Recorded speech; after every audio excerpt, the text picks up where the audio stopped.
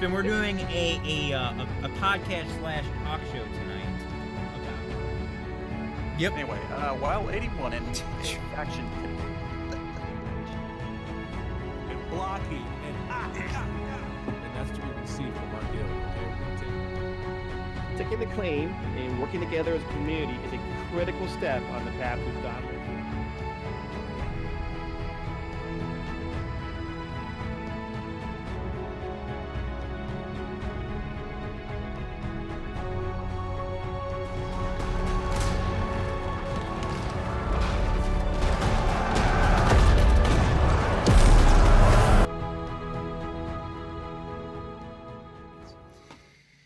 All right, without further ado, ladies and gentlemen. Is it this one that I've got? All right, there it is. The trailer.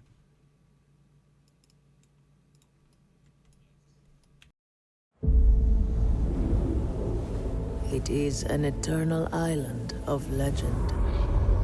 A place of unimaginable beauty.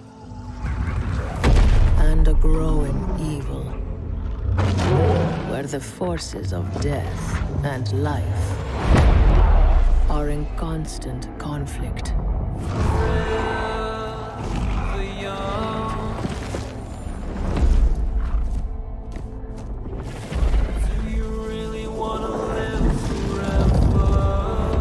For centuries, many have come in search of its power.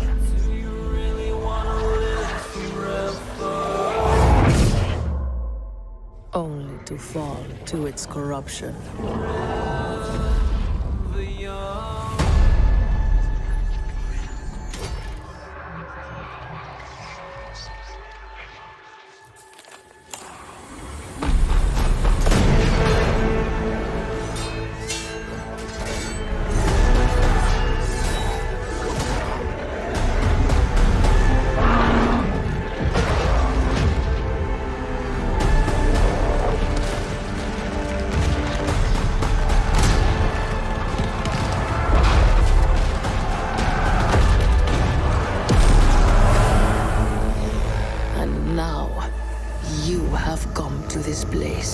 Lured by the promise of power and immortality.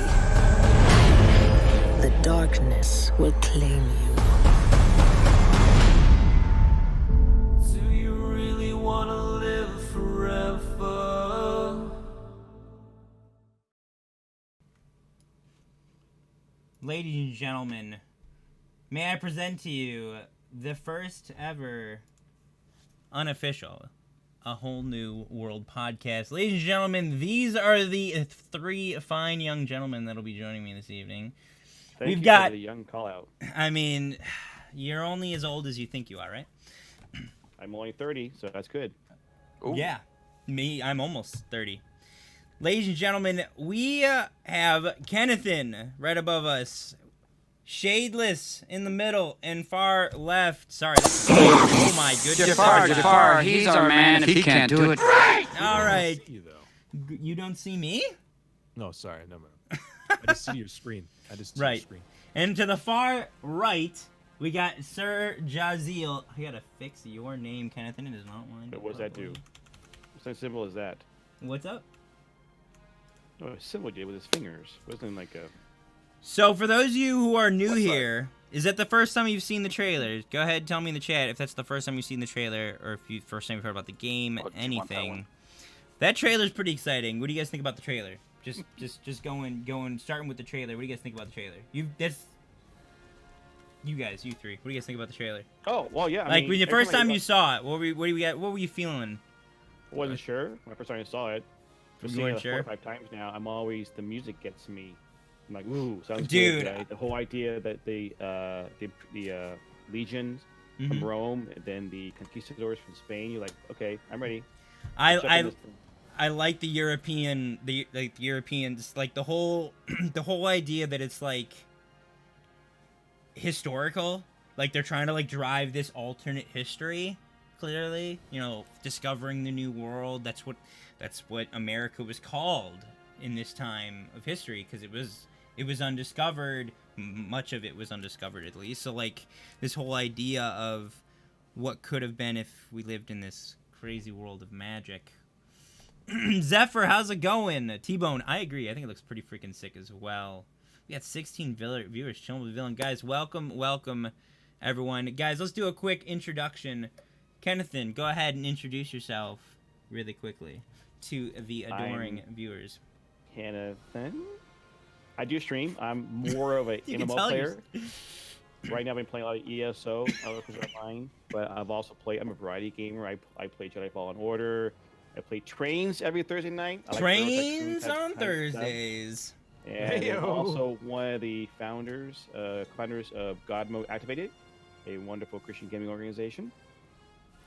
Oh, and one of the co-hosts was Sir Jaziel and Solomon on our podcast, Whiskey, MMOs, and More. Y'all should check it out. At 6 p.m. Pacific. Mm-hmm.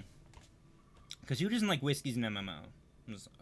Exactly. Did I just put... Who doesn't like whiskey in MMOs? I put the S after whiskeys. Thank you, Kenneth. And Shadeless. Yo. Who are you? Yo, what's Where up? you from, dog? What's up, everybody? What up? My name is Shadeless. I'm 24% Nigerian. I'm 52% Scandinavian. When you mix the two together, you get me. You can't find this anywhere else. I do stream as well, and I'm a big fan of MMOs. Big fan more so of shooters. But this MMO, Oof. listen, Oof. it's going to involve skill. There's gonna be involve shooting. There's some aiming shooting. and shooting and blocking and and that's what you're gonna see from our guild. Okay, we're gonna take over. If it's good, after we test out the beta, if we like it. If it's good. If and I we like it. I mean. And I stick to it, because you know me, I try a game for a week and I'm like, It's kind of a running joke week. with you, isn't it? Like That you don't not even a commit. week, like an hour. You've like got- an hour. you've You got- get Blink, and he's in a different game. You Okay? have I'm commitment done. problems. Is that it's have- just the case? I even confessed that on my stream, so I'm not ashamed. There's something I need to Guys, work he on. struggles with commitment. I mean, hey. I'm honest. See, Yeah. Out of these guys, I'm the most honest. Let's Whoa, say. that's. Whew. Wow. I'm not afraid All right to then. admit that I'm wrong. Anyways, Didn't he say he was shadeless? I mean, I don't know. I like to He's call him tossing shady. down some shade. Oh, I see what you did there. Wow, man. Zing. All right, ladies and gentlemen, last but not least, we've got Sir Jaziel. Tell us about yourself, Jaziel. Yeah, I'm Sir Jaziel. That's it. Boom, that's it. No. Hey, man No, of little I got- words. Let's see. I'm a streamer, although right now I'm only really streaming Friday, Saturday, Sunday, and sometimes Mondays when I can. I've got 2 children and a dog that take all of my time. Dog. I But yeah, understand. Mm-hmm. Seminary graduate, youth pastor by trade, and I love streaming, but mostly MMOs. I played World of Warcraft up till a month ago, pretty stopped. much, and I stopped. I went back to Elder Scrolls Online. That's what I've been playing. No, it Well just played. started, Grid. Sorry, go ahead. Yeah. Once Elder Scrolls comes out with the next expansion, I'll be playing that as well. But That's right, they do have an expansion coming out, don't they? yeah, They've once, announced it recently. I am excited for what we're going to be talking about tonight. New World looks pretty excellent. Yep. And when I first saw that trailer, Oof. my heart beat a little faster. Yeah. So, yeah. Someone says he's a youth pastor for the local Amish lumberjack church. You got it. Well, I do. use Nailed Amish, it, bro. Straight, Nailed it. dude. He's got you. Reddish beard. He's got you pegged, bro. He's got you pegged. I see it. Hasman knows what's up, man. And last but not, I already said last but not least, but ladies and gentlemen, I am Jafar. I'll be your host this evening, and I am also an MMO player. Only a few. I've been playing WoW since 2007, on and off. I've played every expansion except for Mist of Pandaria, and just recently got AOTC finally in World of Warcraft, and this will probably be the game that I finally say farewell to the world of Warcraft, and I mean that. I hope so. I'm kind of bored of World of Warcraft. There's I've played another MMO called Pirates of the Burning Sea on and off for a long time. yeah. A hidden gem that I adore, that I've shown on this stream a couple of times, and I've also played in the beginning. I was so hyped for that game, like I was this game. Star Wars: The Old Republic, guys. I bought the $150 Legendary Edition. I was that excited about that game, and I quit by level 33. I made 50 at least. Okay.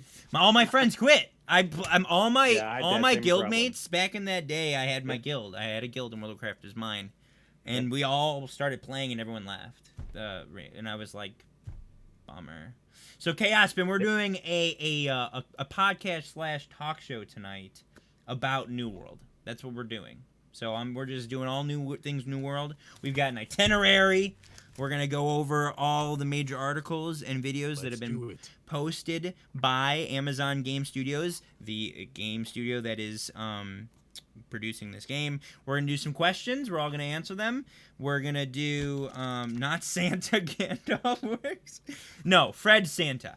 Then we're gonna talk about some leaked alpha footage. We'll actually watch some of the old leaked footage. I actually just accidentally pulled up the new leaked footage that I still haven't given. I don't even know if you can show that. I don't think I'm gonna show the new stuff. I wouldn't even show the old stuff. You don't think so? I mean, I'm not under NDA. I'm not. It ain't even worth it. Everything that's on their website is free to show, right? Yeah. No. Of course, I certainly hope so. If it's on the website, yeah. Really quickly, guys, I'm gonna show you. I'm gonna give you the link. This is the video. The one that. So this is a guy streaming, okay, and literally the video ends because he got kicked off Twitch. Yeah. No, and because he's under the impression that what he's doing is not against NDA because he read the NDA. And, well, that's not true. No go. So he got banned for 24 hours. And don't do what this man did. But that's for you guys to watch in your spare time. It's pretty cool. I'm going to talk. You think I'll be allowed to talk about some of the stuff I've seen in it? I probably wouldn't. That stuff was hilarious. Were you there, 10 Pound? Did you witness it? Did you witness this man get? Did you witness this man get banned? Oh my god! Or suspended for 24 hours. It was literally like 3 days ago. Stream ended, just cut out, right? Yep. One thing to take note too is that Play New World actually watches these streams. Yeah. They'll hop in, they'll say hi. Oh really? Oh really? Yeah. I hope so. I want to meet some people from New World. Without refreshed and couldn't find his channel. Oh my gosh. It's funny, his next stream, the next day's title was Learned My Lesson with New World. That was the name of his stream the next day. Anyways, I'm going to do a quick overview, just explain the game, guys. So New World is a upcoming, very big anticipated AAA MMO action RPG. Yeah, it's got all the prefixes, all the words. Being made by Amazon Game Studios, you heard that correctly, Amazon. The evil empire of the world is now into game. They're making games. Now here's the thing: they own Twitch. They already have the biggest streaming platform on the planet. So why not just make things that can go on there? I know that they're talking about Twitch integration. So I mean that sounds like a pretty good setup to me. It is said to be released in May, which they don't have a date for yet. Technically, it's just been announced. It'll be released in May.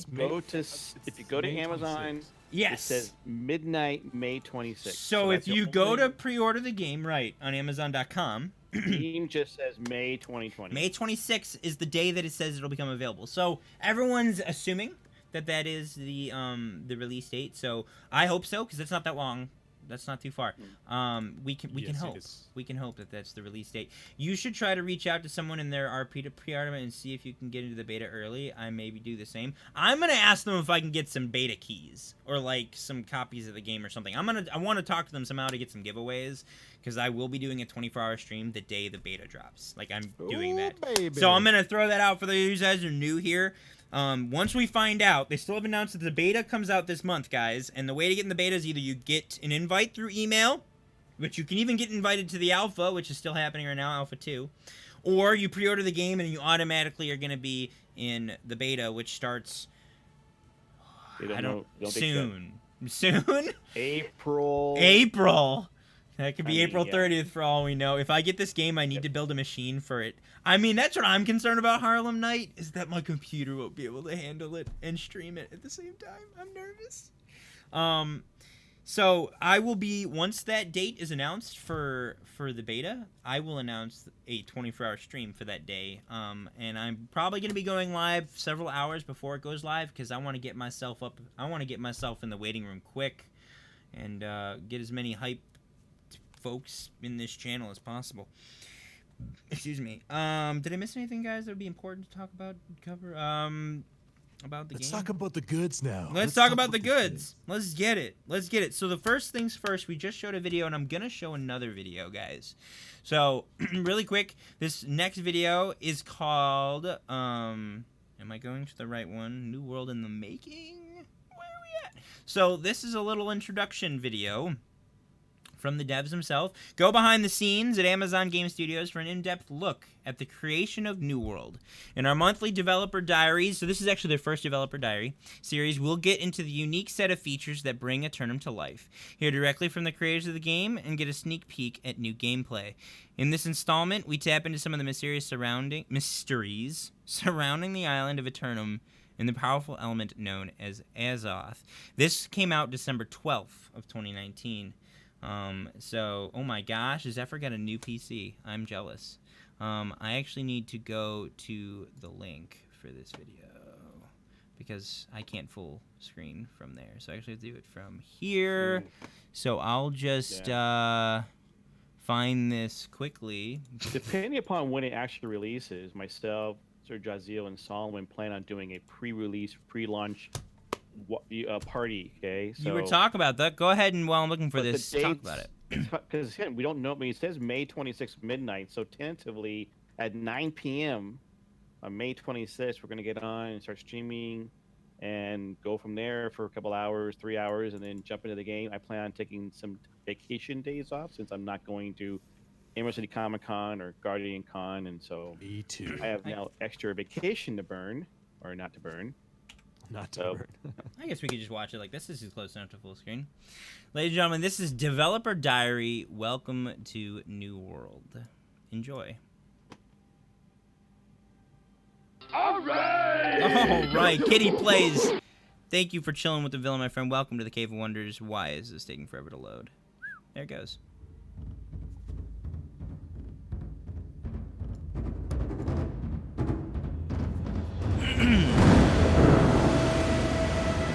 This game just looks New World is an like open world MMO set in an alternate version of the 17th century. It takes place on an island called Eternum. It's a place of legend. It's a land of power and treasure. It's a place where your choices matter. You get to live a life that is full of danger and adventure on a supernatural continent that has only just been discovered.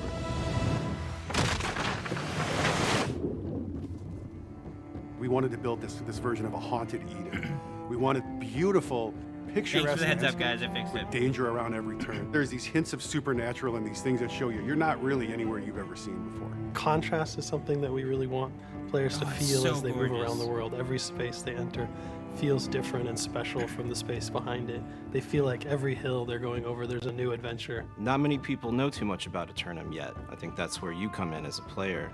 And there are threats, but there's also opportunity. Rumors swirl about the power and danger of the island, but the people who go there don't really know what they're going to find. It could be Shangri-La, or it could be something out of their worst nightmares. Shangri-La. The thing that gives Eternum this power and makes it supernatural and special is there's this mineral that runs below the earth, and it's called Azoth, and it's known to have magical properties. Azoth can amplify things. Azoth itself is not really a good or bad necessarily. It's just this pure, raw energy. Azoth has power to change things. It makes things more beautiful. And deadly. Azoth is different for everyone who sees it or knows about it. For some, it's the Fountain of Youth. For some, it's the Philosopher's Stone. For some, it's the living embodiment of God or the devil. But one thing's for sure is it gives you, the player, a lot of really interesting powers to play with. Ooh, tell us more. When players arrive in Eternum, they find evidence of other civilizations. Gosh, I hope she's a boss. Having been trapped there throughout history. I just whole can't. world This game's is open gorgeous. to you, and you're only limited by your skill and the difficulty of the enemies that you run into. It's completely classless, so you choose how you want to play by choosing the equipment, and the weapons you choose also defines your play style. Players will have a lot of freedom to choose what they do and how they do it. One of the fundamental tenets of New World has always been autonomy, and that manifests in every single system in the game. The game adapts to the player and their play style. Want to become the best blacksmith or the best sword fighter? The progression system supports that. They just have to keep doing what they do best.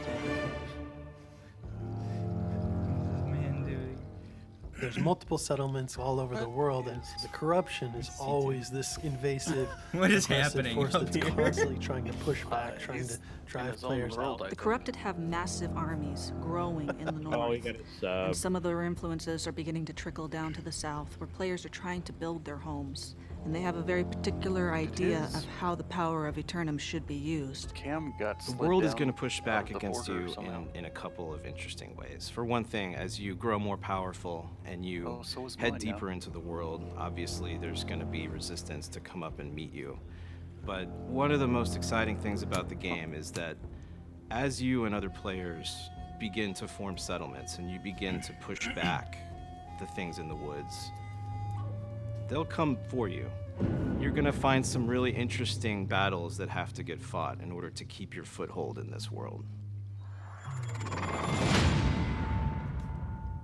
That's intriguing. This game, I've watched, you know how many times I've watched these videos, guys? A lot. And every time he's obsessed. I am. He's right. Obsessed? I have been losing my mind. How many times, guys, have I said in our guild Discord already, I'm losing my mind, there's no new information out? Like, how many times have you seen that? A lot. Multiple times a day, probably, for the last 2 weeks. So that was kind of a good overview. Guys, can we just really quick talk about how gorgeous this game looks? Like, yeah. They're creating some amazing landscapes. But again, going back to what excites me, like, I'm not necessarily a history buff, but I love how they bring it up, like, to some people this is the Fountain of Youth. And, like, Azoth, which apparently grants eternal life, that kind of ties into what was happening at the time. There were certain very famous explorers that were looking for the Fountain of Youth. And so they kind of put this twist on it, like maybe what this myth of the Fountain of Youth was Azoth. And like we find it, right? Like I just love how they're like really nailing this into 17th century history. It's freaking cool. I just can't.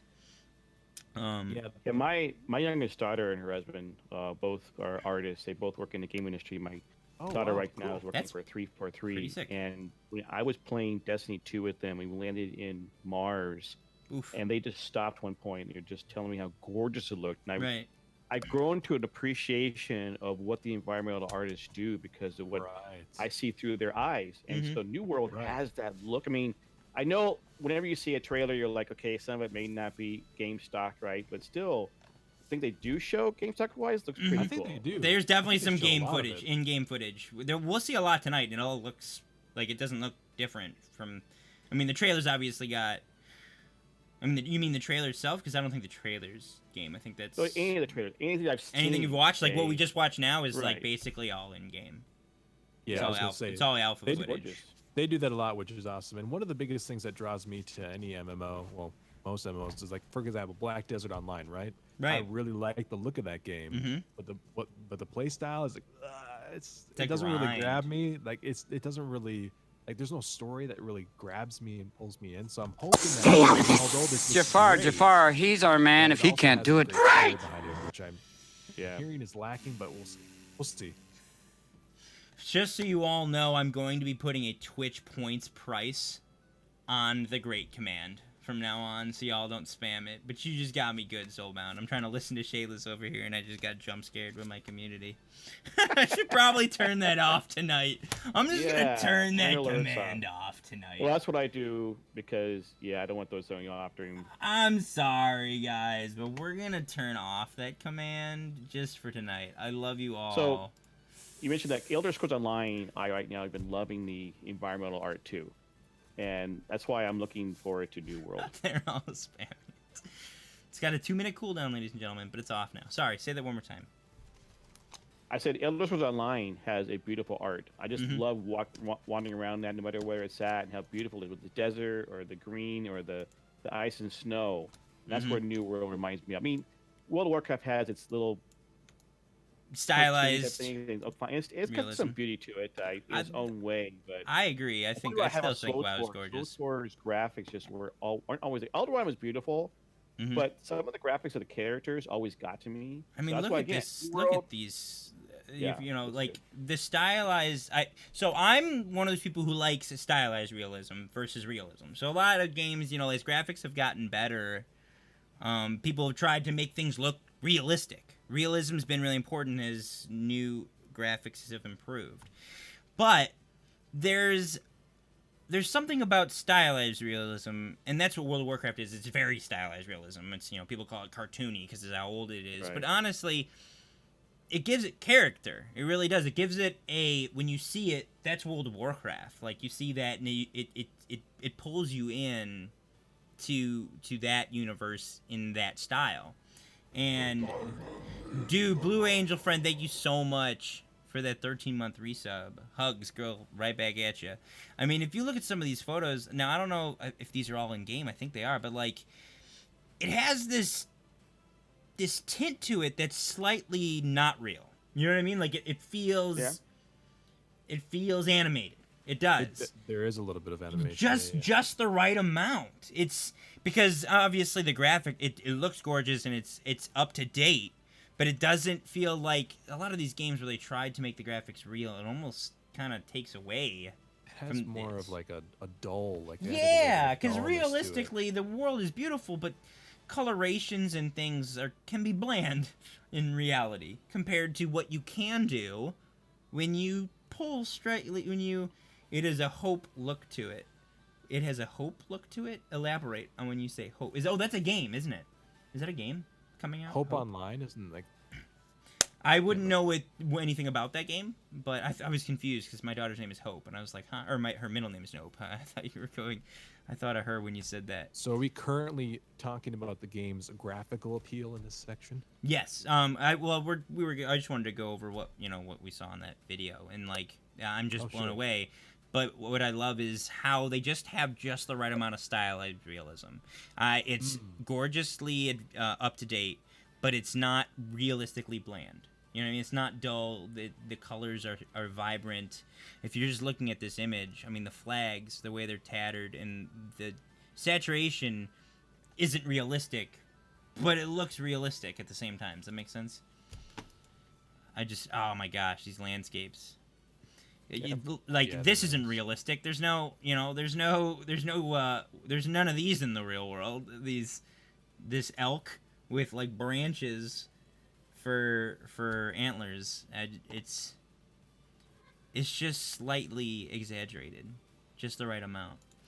Anyways, we're gonna move on now. So we're gonna move on to the next article. And we're actually gonna have Kenneth, and we're gonna hand this over to you. The evolution of New World's PvP. So for those of you who don't know, was mine? Again, right? It was right. No, it was settlements and governance. No, that was definitely for Shadeless. No, he was doing the housing. You're right. I'm doing the evolution of New World's PvP. Just making sure, because I was offered prayer for one. So. I'm going first, right? Thanks, Ken. So for those of you who don't know, the big focus of New World is being an open world PvP game, and in the very early vision of this game, it was meant to be open world, full loot PvP. No flagging system. The world's PvP, and the only safe places are certain settlements and like towns where there's no PvP zones. And it was a much more hardcore, kind of like people are really into right now. And I know Shayless was playing it. I don't know how long he stayed committed to it. Escape from Tarkov is a full loot PvP game. If you die, sayonara to your stuff, except for whatever's in your alpha, right? Or is that what really that thing's rewarding and really discouraging? Really discouraging. A lot of risk involved in that game. And I'm someone who likes that. I like a risk reward. Exactly. There's something called a gamma container. Yes, if gamma. You put little items in there, you can, save a little bit of this, a little bit of that. So okay, that was the initial vision of Amazon, but some things happened. So this was an article they came out with, and we're just gonna go over it and discuss it really quick. I want to hear you guys' opinions on the direction. Would you have preferred the original, or do you think it's better direction? There's a lot of people who have been upset about this, but there's also a lot of people who were begging for it because they thought it was too punishing. So let's get to it. This one's a bit of a long one, so bear with me, guys. I'm long-winded. This came out December 12th, so it's not last month. It starts with last month. Last month, we premiered our Eternum Awaits cinematic trailer at the Game Awards, which we just showed earlier in the stream. Announced our May 2020 launch date and opened up pre-orders. This was an exciting moment for us and kicked off our road to launch. The trailer led to a lot of new eyes on our game and also opened up questions about New World has evolved in recent months. How New World? Guys, I can't read. To bring everyone up to speed, back in October of 2018, we began a closed alpha. That was when their first alpha was. Can you guys believe that? Their first alpha was a year and a half ago. They're 3 years into development. We closed alpha that ended in June of last year, 2019. Our goal was to collect player feedback and gameplay data on a variety of features. Throughout the alpha, we captured direct anecdotal feedback from chat, our official forums, post-gameplay surveys, and playtesting. We collected a ton of invaluable information that informed our planning as we went dark and continued development. So they took kind of a break between that. They're currently in Alpha 2, but after Alpha 1, June, there was no playing in Alpha for a while. We used this feedback to find common pain points in the game. It was clear that there were concerns in the community about the impact of PvP on the overall gameplay experience. While PvP did change over the course of Alpha, generally it was full loot and open world, with only outposts acting as sanctuaries. So again, anywhere in the world, you were not safe from anyone of a different faction. There are multiple factions. There's 3 different factions in this game, and if you find someone in the world that's not your faction, well, you can kill them or they can kill you. And it's plain and simple. Everyone was vulnerable to attack at any time. They literally say this. From other players in the rest of the world. In order to attack, players would flag criminal intent. If you died as a criminal, you would experience full gear and inventory loss. This is a kind of a cool thing I wish still was in the game. If you died as a criminal, you would experience full gear and inventory loss. You wouldn't just lose your inventory, guys. You lose your gear if you were a criminal. If you died to a criminal, you would only lose all of your inventory, but you would got to keep your gear that was equipped, and there would be a durability damage. So that was the old system, right? There was full loot PvP, and there was a criminal system, which people basically made it so that their intent was to kill people. Basically, they were saying, hey, if you find us in the world, we're here to kill you. That's the criminal. It meant, I believe, high rewards and such. But it also meant higher risk, just like in Tarkov. You lose your gear. Now, that basically it meant if you were gonna walk on the wild side, there was a higher price to pay if you died. And I believe there were rewards. There was some information I read. There were rewards if you killed a criminal and you weren't a criminal. You got rewards for basically almost like a bounty. Yeah. I believe there was a bounty system of some kind. And man, I hope there still is. Yeah, that'd be fun. Oh my gosh. One of the problems we observed with this system was that some high-level players were killing low-level players. Yes, that's right. Seal clubbing. Because PvP level was about level 10, I believe, is PvP. It will be. It was from the beginning. So that makes sense. Level 0. Originally, it was level 0. So I love this. High-level players were killing low-level players, and in all caps, they put a lot. So there was a lot of seal clubbing. Griefing. Yes. The toxic toxic type of PvP that honestly ruins games. Right. And so that was kind of the basis of where this direction change began. Sometimes exclusively, there were people just being seal clubbers. You love the term seal clubbing? Why do you love that term? That sounds horrible. Grid telling me he loves seal clubbing. Harlem Knight, you said something to me. I know. I hope that it really looks like this. I also hope that it looks like this. This often led to solo or group griefing scenarios that created a toxic environment, there's that trigger word, toxic, for many players. To be clear, this behavior was not shown by all PvP players, but enough to cause significant issues. There's actually some video, okay, of like people who were new to the alpha, like they got invites to the alpha and they create characters, and there was just like 5, 6 like level 50s just sitting there waiting for them to spawn in the starting zone, just killing them. Like, that was happening. That level of awful griefing was happening consistently, apparently. Like, to the point that when people were joining alpha after a certain point, they weren't, like, getting to advance because anyone who was invited early in the alpha was just farming new players. Yeah. So, that's awful.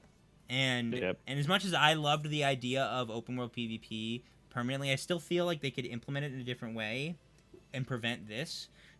By just giving like a level where you just can't be attacked, but they didn't go that route. They actually went that route with flagging.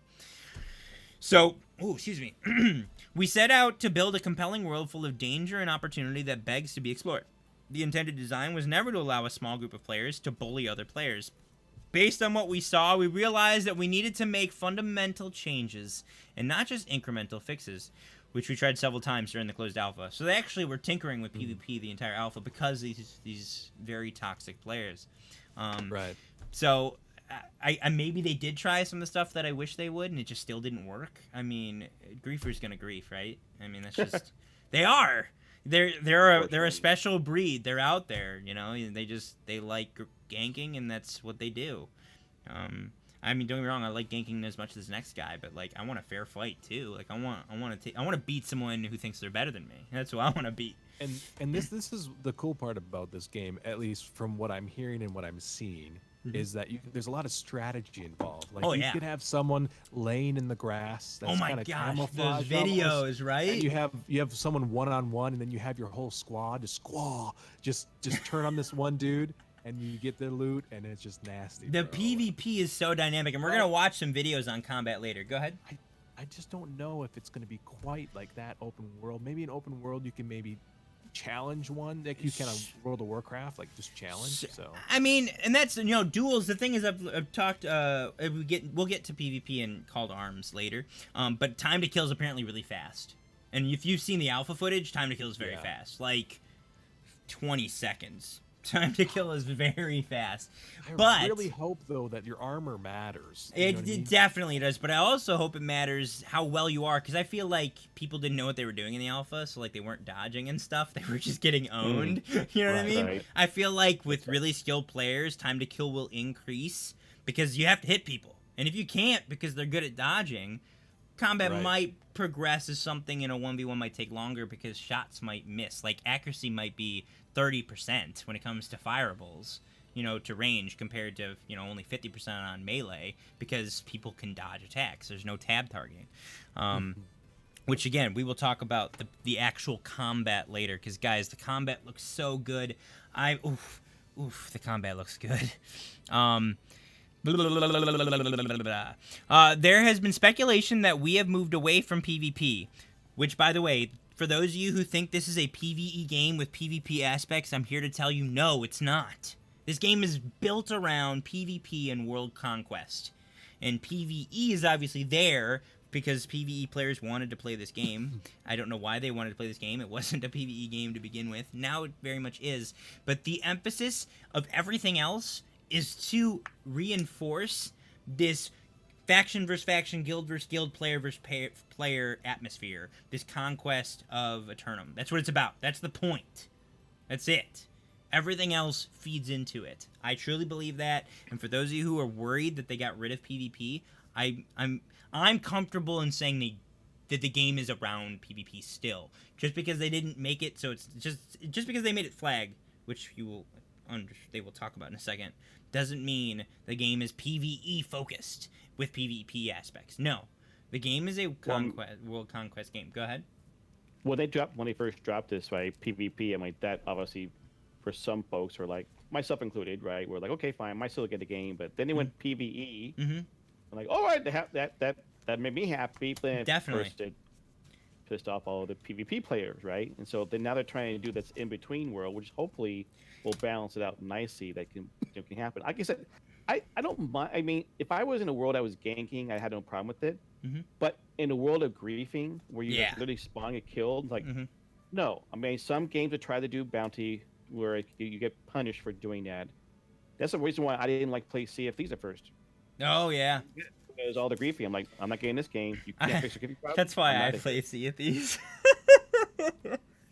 I'm a pirate, man. I'm here to take your stuff. That's what I'm here for. I don't mind it if it's just about the same people or certain similar levels. Like it's when you grief someone who's like a level 1 being cut down by level 50 just because it's like, or body camping. And I'm really glad that they're trying to balance too, because I'm the guy, I love PvP and that's why I want to play this game, but I also love, like, I raid in World of Warcraft because that's the only thing I like doing in the game anymore. It's because that's PvE content that I enjoy. Right. Like, I want to be both, but I want the PvE to be something that aids, that, like, lends to the PvP, and we're going to read about some PvE content later, specifically the corrupted breaches, that, like, literally can be used for PvP as well, which is freaking amazing. Pretty cool, yeah. Super excited about that. So, there has been speculation that we've moved away from PvP. This isn't the case at all. This isn't the case at all. This isn't the case at all. PvP is important to us, and we are committed to ensuring it plays a significant role in our game, and I truly think it's the focus. To be specific, by PvP we mean fair fights that are organized, skill-based, and opted into by all participants. No PKing, which is a predatory behavior that relies on exploiting another player's lack of experience, progress, readiness, or willingness. So for those folks who desire that harsh PvP environment, New World may not be your favorite game, which I still disagree even with that. However, we do hope you enjoy the PvP we will offer. We are unlikely to provide PvP-only servers, which people were begging for. Let's have PvP-only servers and PvE-only servers. No, they want the game to be the same across all servers. That's smart. As it would divide our development resources and community. We would investigate this again at the later date, but it's not something we're going to support at launch. We believe that the changes and improvements we've made to the game since the closed alpha are far more compelling for the majority of players. In the current design, players in New World experience PvP by opting into faction conflicts and wars for territory ownership.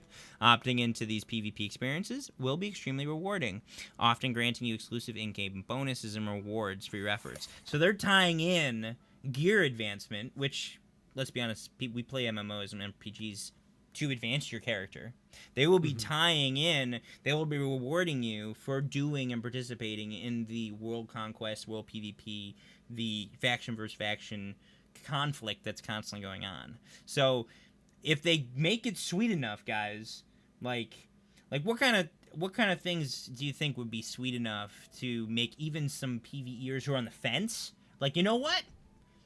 That gear looks spicy, or that mount, though they don't have mounts in the game yet, that name prize would make it worth it to learn PvP or maybe participate in specific PvP events.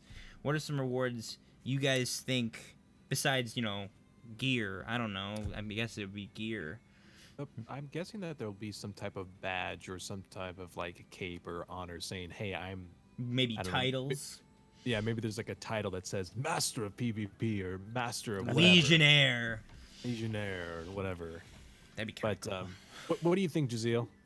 Maybe a ranking system, too. Like, kind of like in World of Warcraft. Do you know when the beta is coming out this month? Finally, I was waiting to see how long that question would come. Guys, there's going to be a Q&A section at the end of the stream, all right? There isn't an announcement yet. Jaziel, I want to hear from you. Yeah. What kind of things would you like to see from PvP to make it sweet? Maybe temporary buffs would be one thing. Ooh, yeah.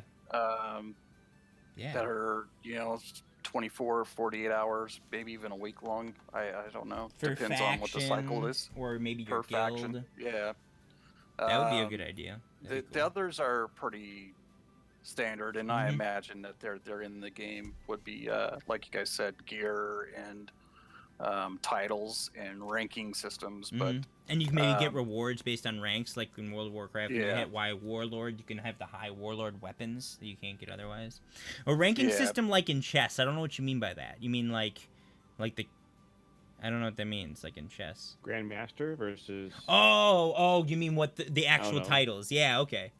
Gotcha. And I kind of think it would be kind of neat that could give you privileges, not just, like, being able to have certain gear, but, like, privileges. I don't know. This is a war game, so figure it out. What kind of privileges do you want to give people in war? You know, they've got governing bodies. Maybe you can do special things in wars when you have certain titles. That would be sick. Yeah. Oh. Yeah.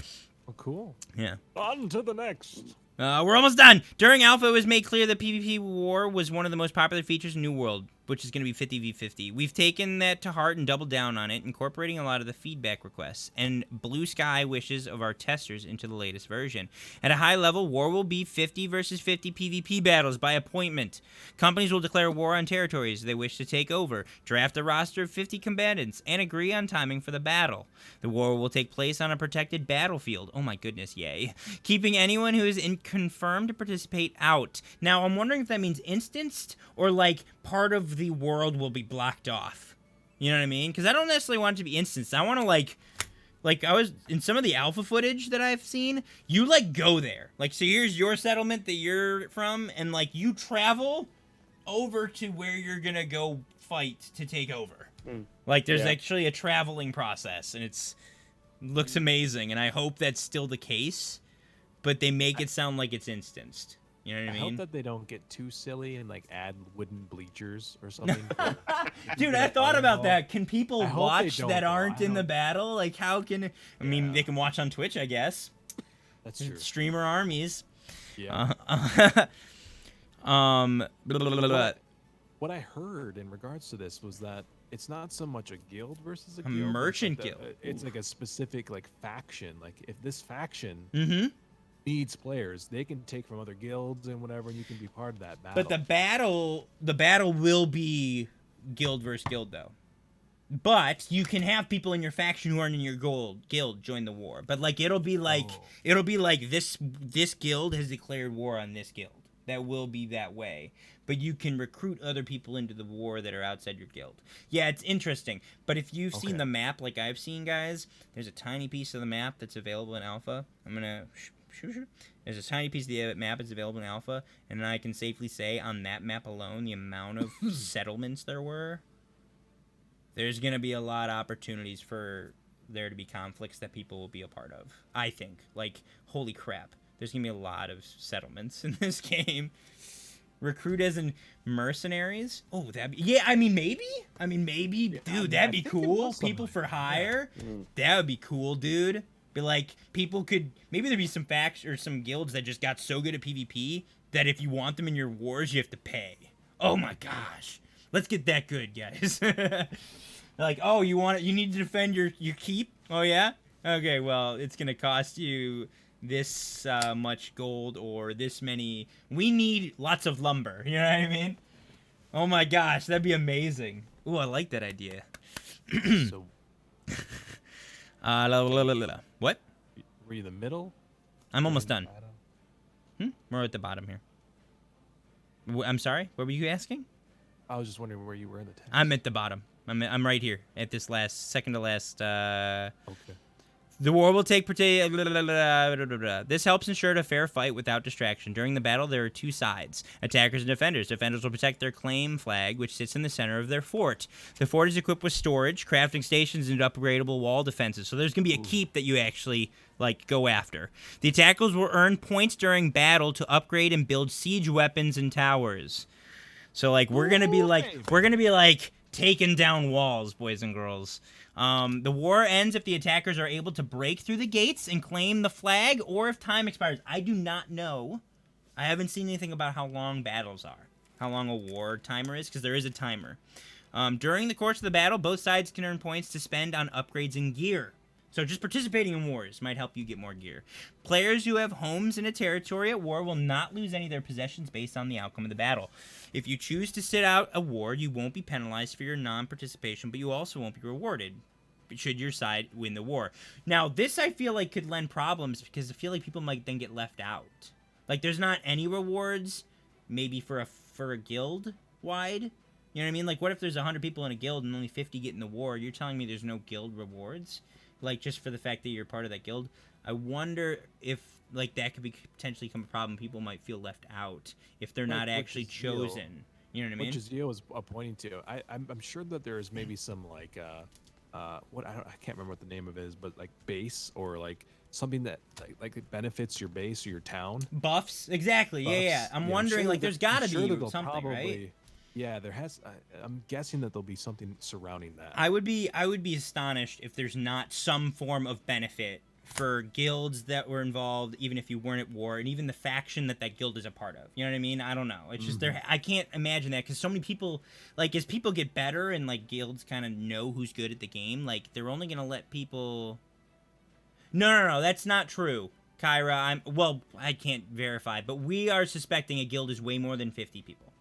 A war company is 50. Everything we're reading is going to be possibly changed when we're releasing. Because that's true, guys. We're talking alpha right now, so all of this is things that are What's the word? So hold your hat on any of this, but it is enticing. This is all possibly can change before this is over. But yes, no, less reward if you're not participating. I understand less reward, but there's got to be some open wide benefit of some kind, even if it's a small buff or something to, obviously people participate, get the gear and the money and the resources and yada yada yada, but like I feel like there should be something beneficial for being part of the winning faction. Dual wield shield is all I want. I want dual wielding in general. I hope there is. I haven't seen just any. To toss something in there that I hope that they are thinking about with that specifically is I think, was it Harlem Knight that it just said? Or was it Savage Penguin? I can't. I'd have to scroll up. One of those two was mentioning that they wanted to create a guild. A merchant guild. A merchant guild. Yeah. Well, what if in your guild you have those selected people who are excellent PvP, and those are going to be your guys and gals that you're going to bring with you to the PvP fight. But you've also got people that are in the guild who are farming, making stuff, totally. Making your pots. It's a fully player-driven economy. So like, there's gonna be crafters and merchants, definitely. So if those people who aren't participating in the fight directly, but they did provide the armor, they did provide the healing pots and all that other stuff, they should be rewarded just as much. Yeah, as you're exactly. Right. Yeah. And that's kind of what the whole conquest is exciting about. Is like, even though it's a very PvP-driven game and it's about this conquest of the island, it sounds like they are making it so that you can participate in the way you want. Do you want to be on the front lines killing people? Got it. Do you want to be the one who's making the best armor or weapons for your, like, you want to get to the max so that your side, your faction or guild is best equipped and then you reap the benefits of giving them those things? Do you want to be the one who takes care of the corrupted in your area so that your territories are safe for in case they get attacked by PvP? Like, absolutely. It's like they're making it so that every part of this game feeds this conquest of the island, which is why I'm like, this isn't a PvE game with PvP aspects. It's a PvP game that has some PvE in it. Like, that's truly what I think. Okay. We are about to finish this up. Where was I? Players on the winning side of the war will reap rewards. Yeah, we're excited to reveal more about forts and siege warfare in future developer diary articles. So they might actually tell us a little more about that in the future, because they keep releasing stuff, though. It's been like 15 days since they've told us something new. We have also invested deeply in PvE, creating many new features that pit players against challenging enemies, place them in perilous situations, and introduce new enemy types. This includes corrupted breaches, which we will get to near the end of this discussion. World events where the ground opens up and erupts with corrupted energy and enemies. Additionally, territory owners will need to protect their forts and withstand an onslaught as waves of enemies attempt to bash their gates down and wipe out their company. Yeah, that's right. There'll be invasions by PvE forces, not just players. Like, whoa. We believe, All right! Lags for you, thank you for the follow, my friend. We believe all players will enjoy the directed content in PvE we've added. We will do a deep dive into all the new world's core features between now and April, including more PvE and PvP, which they have, actually, and some stuff. That was long. We discussed it. So the new system, guys... The original system, open world, punishing PvP. K Savage Penguin, thank you for chilling with the villain, guys. Welcome to the Cave of Wonders. I really appreciate these follows. Open world PvP is still a thing, but it's not constantly on. It's not open. It's not full loot anymore. It is an opt-in system that you can do at level 10. When you hit level 10, you can turn on a PvP flag. There'll be benefits. There'll be specific PvP quests that'll flag you for PvP. So there'll be a lot of things that drive PvP, but you don't have to participate at all if you don't want to, actually. But I doubt that'll be very fun, in my opinion, to just do PvE in this game. So that's the evolution of PvP. We're gonna actually send it over now to Kennethan. Now we're gonna do this. This is making your mark, ladies and gentlemen. Settlements and governance. This is actually something I haven't really read much about. So I'm actually really excited. This is also a ginormous article, but please feel free to be a lot faster than me. So this is more recent, February stuff, okay? Because there's talk also about housing itself, okay? So sticking to claim and working together as a community is a critical step on the path to dominance in New World. Aturium is divided into distinct territories, many of which have their own settlement and fort. To find out more on how, they talk to some devs, okay? So, what is a settlement? Ooh, tell us. Oh, what is a settlement, Kennethan? Settlements are where players live, congregate, craft, trade, work on town projects, and support their faction through faction missions. Death is not the end in Eternum, so settlements are also serve as respawn points for players unfortunate enough to have fatal mishaps on their adventures. Yeah, like so it sounds like their respawns are within settlements only, I guess. Right. It's well, I mean, not only, but definitely it's a place where you can respawn. Yeah. They serve as a respawn point. It didn't say it serve as the only respawn point. Because, like, what if you die, like, and there's no settlement nearby? Right. And you go far. I mean, that would be punishing. So how do you claim a settlement? Well, during the early stages of the game, players must choose between one of the three factions, okay? Once you choose a faction, you can create or join a company. When a company is created, it inherits the faction of its creator. Companies can gain and control a territory and the settlement or fort that it contains. If the territory is uncontrolled, this is as simple as paying the claim fee at the territory's fort. If the territory is already controlled by a company, the territory must be taken through war, which can only occur between companies that belong to different factions. We'll delve further in the article. Okay, so what's I was about to say something and I already forgot what it was. Shout out to Hideout, guys, really quick. Just a shout out. We already have a community we're creating. We have a Discord, guys, called Hideout. That is the company that everyone in this room is actually, well, we're not in the same room. Everyone in this screen is a part of. So we'll talk a little bit about Hideout later. So shout out to Hideout. Punched. You were punched. Kennethan in the arm. Wow, that's rude. Carry on, Sir Kennethan. All right, so what is, now talking about settlement, what is the difference between settlement and a fort? So a settlement is where players own homes. Thank you. I will let you know. A settlement is where players own homes, craft, refine items, trade, take faction missions, and socialize. A territory's fort is the major point of defense for a territory. It is what comes under attack during the war and invasion. And it's where players need to go in order to claim an unclaimed territory. Okay, I'm really looking forward to this for this land rush. You know, they talk about like land rush for housing, but like it's not gonna be a land rush for housing, dude. It's gonna be a land rush for like settlements. I really look forward to that happening on launch. Just like People start buying up land, man. Socialize from a distance. Yes, Harlem Knight, from a distance, 6 feet. It's gonna be like Arcade. Arcade was I a hope huge better. I hope Arcade was a mess, I heard. Yeah, it was. But that's because it was housing. The housing is nothing like Arcade, and we'll get to the housing next, right after this. Actually, that's going to be you, Shane. The land rush part. The land rush is going to be yes, but that's going to be like when you buy the land, you get like a giant. You get a freaking zone, basically. Like it's you can fight for it. Yeah, but at the very beginning, no one's gonna own any. So like, we got to start buying up territories. I'm excited about that. We need to push. Right, so now, sorry, go ahead. We do. We need to do that, Jade. I know where you're going with that. How do you become a governor? The leader of a company is called a governor. Initially, a company's governor is the person who created it. When a company takes control of a territory, the governor of the company also becomes the governor of the controlled territory. So companies are guilds. Guild masters are governors.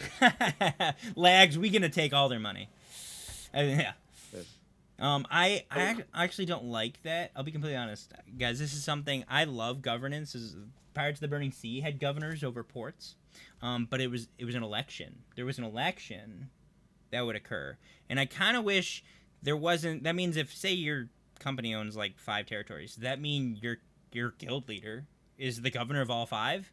Right. I feel like there should be an election. Resorbs, welcome, hello. I feel like there should be an election within people of the guild. Like, so you have, multiple governors. I feel like you shouldn't be a governor of multiple territories. But I think the idea is all those territories owned by a company is under that governorship. It's kind of like this is a state, right? Kind of like a federal. Let's say there's someone named Shadeless who wants to create a company. Thank you for that. He is not going to be my governor. Dude, right? Go somewhere else, okay? I'd be the most honest governor out of all you hooligans. I don't believe you. Oh, here we go again. Thank you for chilling with the villain resource. Welcome to the mayor. Exactly, mayor, or even that. See, that would be a great. Yeah, that would be a good idea.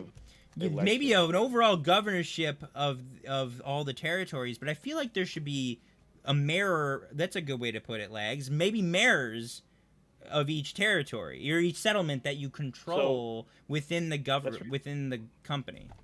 There's going to be a spot here about councils, okay? So there'll be, but we'll get that in a minute. So before you want to become a governor, you got to figure out what can you do as a governor. Ultimately, the faction that a company belongs to is the true ruler of a territory. Companies act as a proxy for the faction they are part of. As governor, your responsibility is to maintain control of your territory for your faction. You're also responsible for upgrading and maintaining the quality of life in your settlement by starting town projects that result in settlement upgrades when completed. Seriously, have you guys seen me play Sims? Like, seriously. I know, right? This is all me. This is, dude. Shadeless is already putting his bid right now. You see this, guys? This is his bid for governor. Hey, it'll be. Brazil is his guidelines, okay? All right. So dues in the form of territory upkeep must be paid to the faction your company is part of. In order to pay this upkeep, the governor can adjust taxes and fees in the settlement so that travelers and residents have to pay the upkeep as they craft, trade, and live in their houses. They also can make the settlement more desirable to own a home and by focusing on particular upgrades for particular types of players. You realize, of course, that that's a lot of work for a governor, and the governor better do a good job. Otherwise, their people are gonna leave. Maybe I read this wrong, and I didn't realize that there is smaller leadership. Go on. The next, but so you don't necessarily want to be. Right. Dude, you got a big responsibility. I think that's why Pap is going to be the governor, because he's all in. I mean, he's leading the charge. He's leading it. He can take control. Dude, I'll lead that man. I'll follow that man anywhere. Now, the governor is not the only one running, because the council is the governor's second in command. A company can have as many as or as few councils as he wishes. Councils have almost all the same permissions and powers as the governor. Ultimately, the council can do the things the governor might need to do in the governor's absence. Being a governor can be a demanding role to play in the new world. The council rank in the company is a way for governors to share some of the responsibilities with other company members that they trust. So ultimately, if you work it out right, like example is that when we played WoW Classics, Jaziel was the great guy who created the guild we had over there, and I was one of the officers. But we basically were like equal, so to speak. So I can see this being similar thing where a governor and the councils will act together as togetherness. Mm-hmm. There's no one person being really in charge. They all work together on making it happen. Maybe it's not built into the game, but maybe companies will develop that type of government, you know, and maybe the guild leader, the company leader will be the governor, but maybe we talk about this with Hideout, maybe we hold our own elections for who becomes council, and we'll have as many councils as we have territories, and a council, so maybe even this, we might see this start to happen where companies elect within themselves who kind of gets to call the shots of said settlement. Obviously, the governor will act as like Sir President or something, and but there'll be some freedoms of councils to run the territory they've been designated or elected. Wow, I want to do that. Let's pitch that one to Pap. I love this election stuff and this democracy and leadership. I think it's great, and I want a freaking territory. I want a territory. That's what I want. Well, it sounds an awful lot like, I mean, again, if you have a guild that gets together for a company, do what you need to do. You know, I mean, obviously, if the people agree to have elections, then have an election. Why not? I mean, I've not played EVE Online, but I mean, they have it sounds like similar at times, right? One person's in charge, but they have people who are working together for this whole thing because they have elections. I think they have elections for this. I don't know. I don't know how that works either. Yeah. So Resorbs, really quick, we're gonna do a Q&A session at the end. My quick answer is a lot, because I have seen the map in alpha, and it's a tiny portion of the total map, and there's a lot there.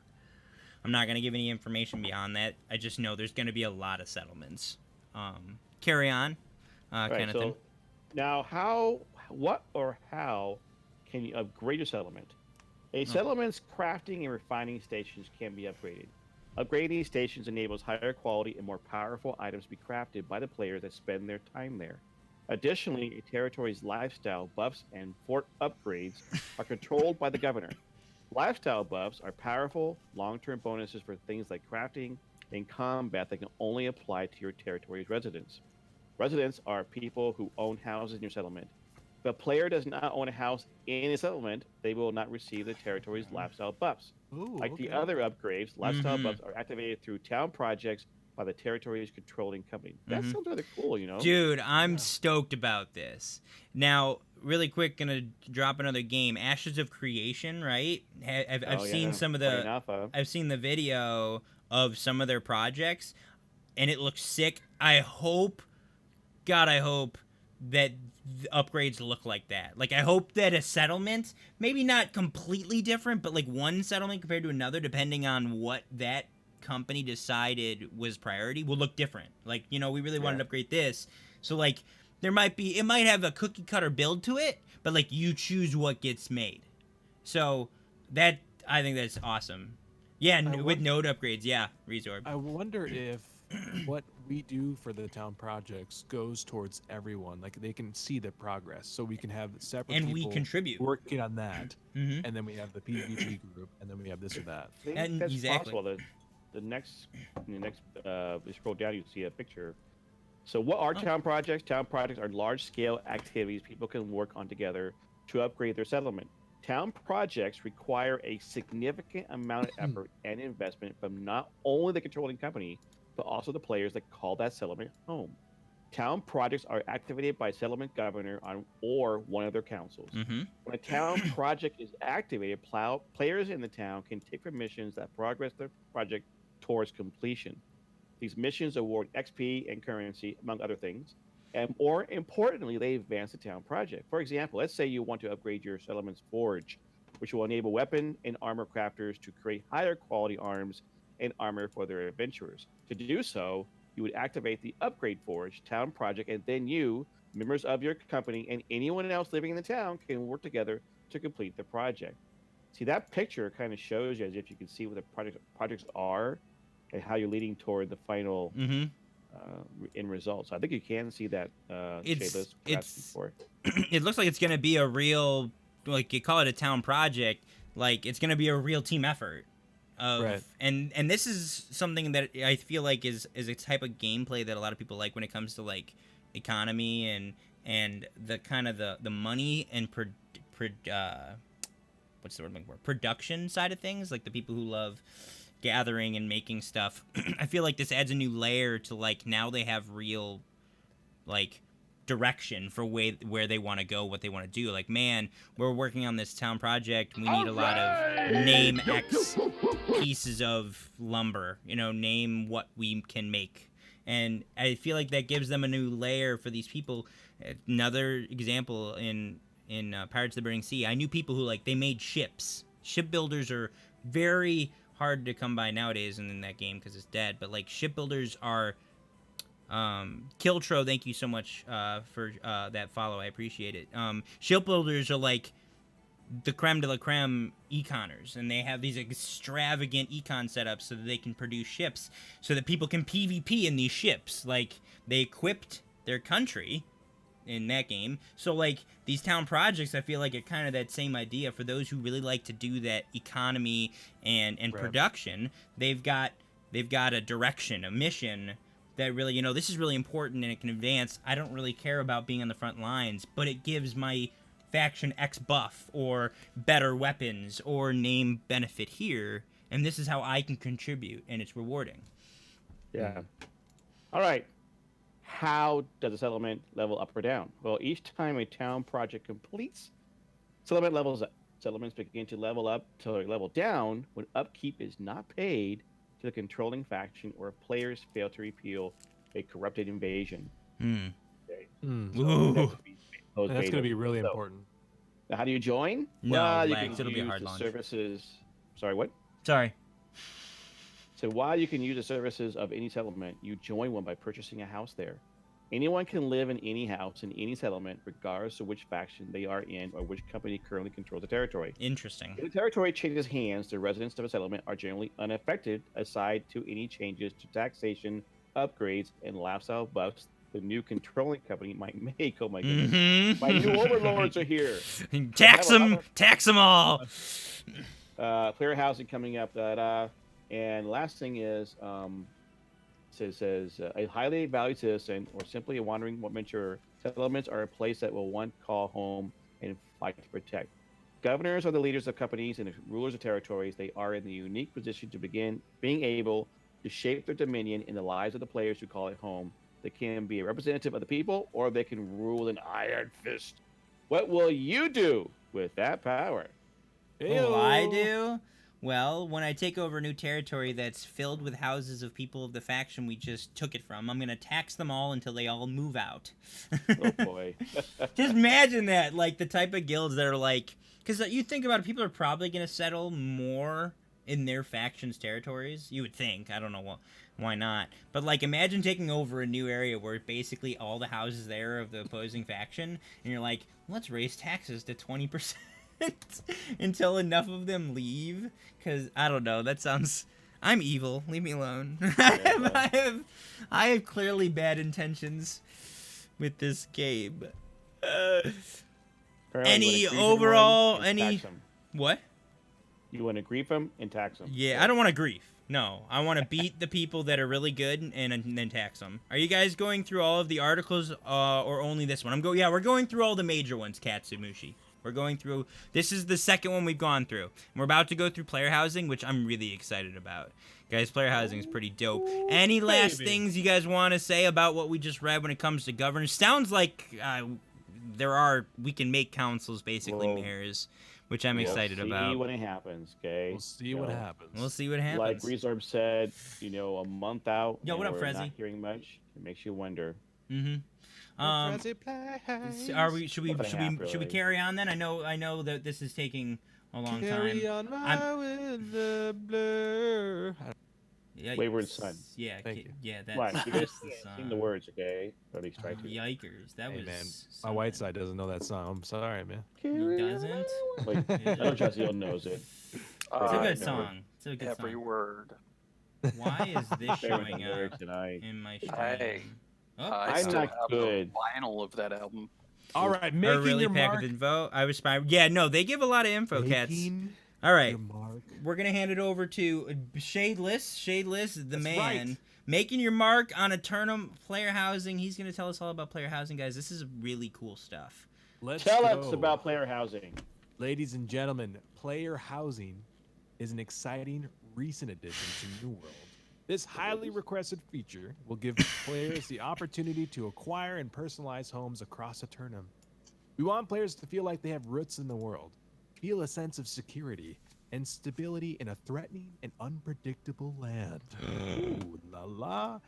If you have not read our settlements and governance article, please check that out first. It will provide you some additional context for this blog. Ladies and gentlemen, we are on it like a bonnet, bro. We've already read that. We've gone through it. Settlement Housing 101. Just be quiet. In Eternum, every settlement has a variety of houses available to you. Multiple players can acquire the same physical home location, but they will only be able to see their property and decor unless they are visiting another player's house. If you want to spend time in your home with guests, our houses support a full player group of 5. So you can have 5 folks just chilling with you and taking rent or what?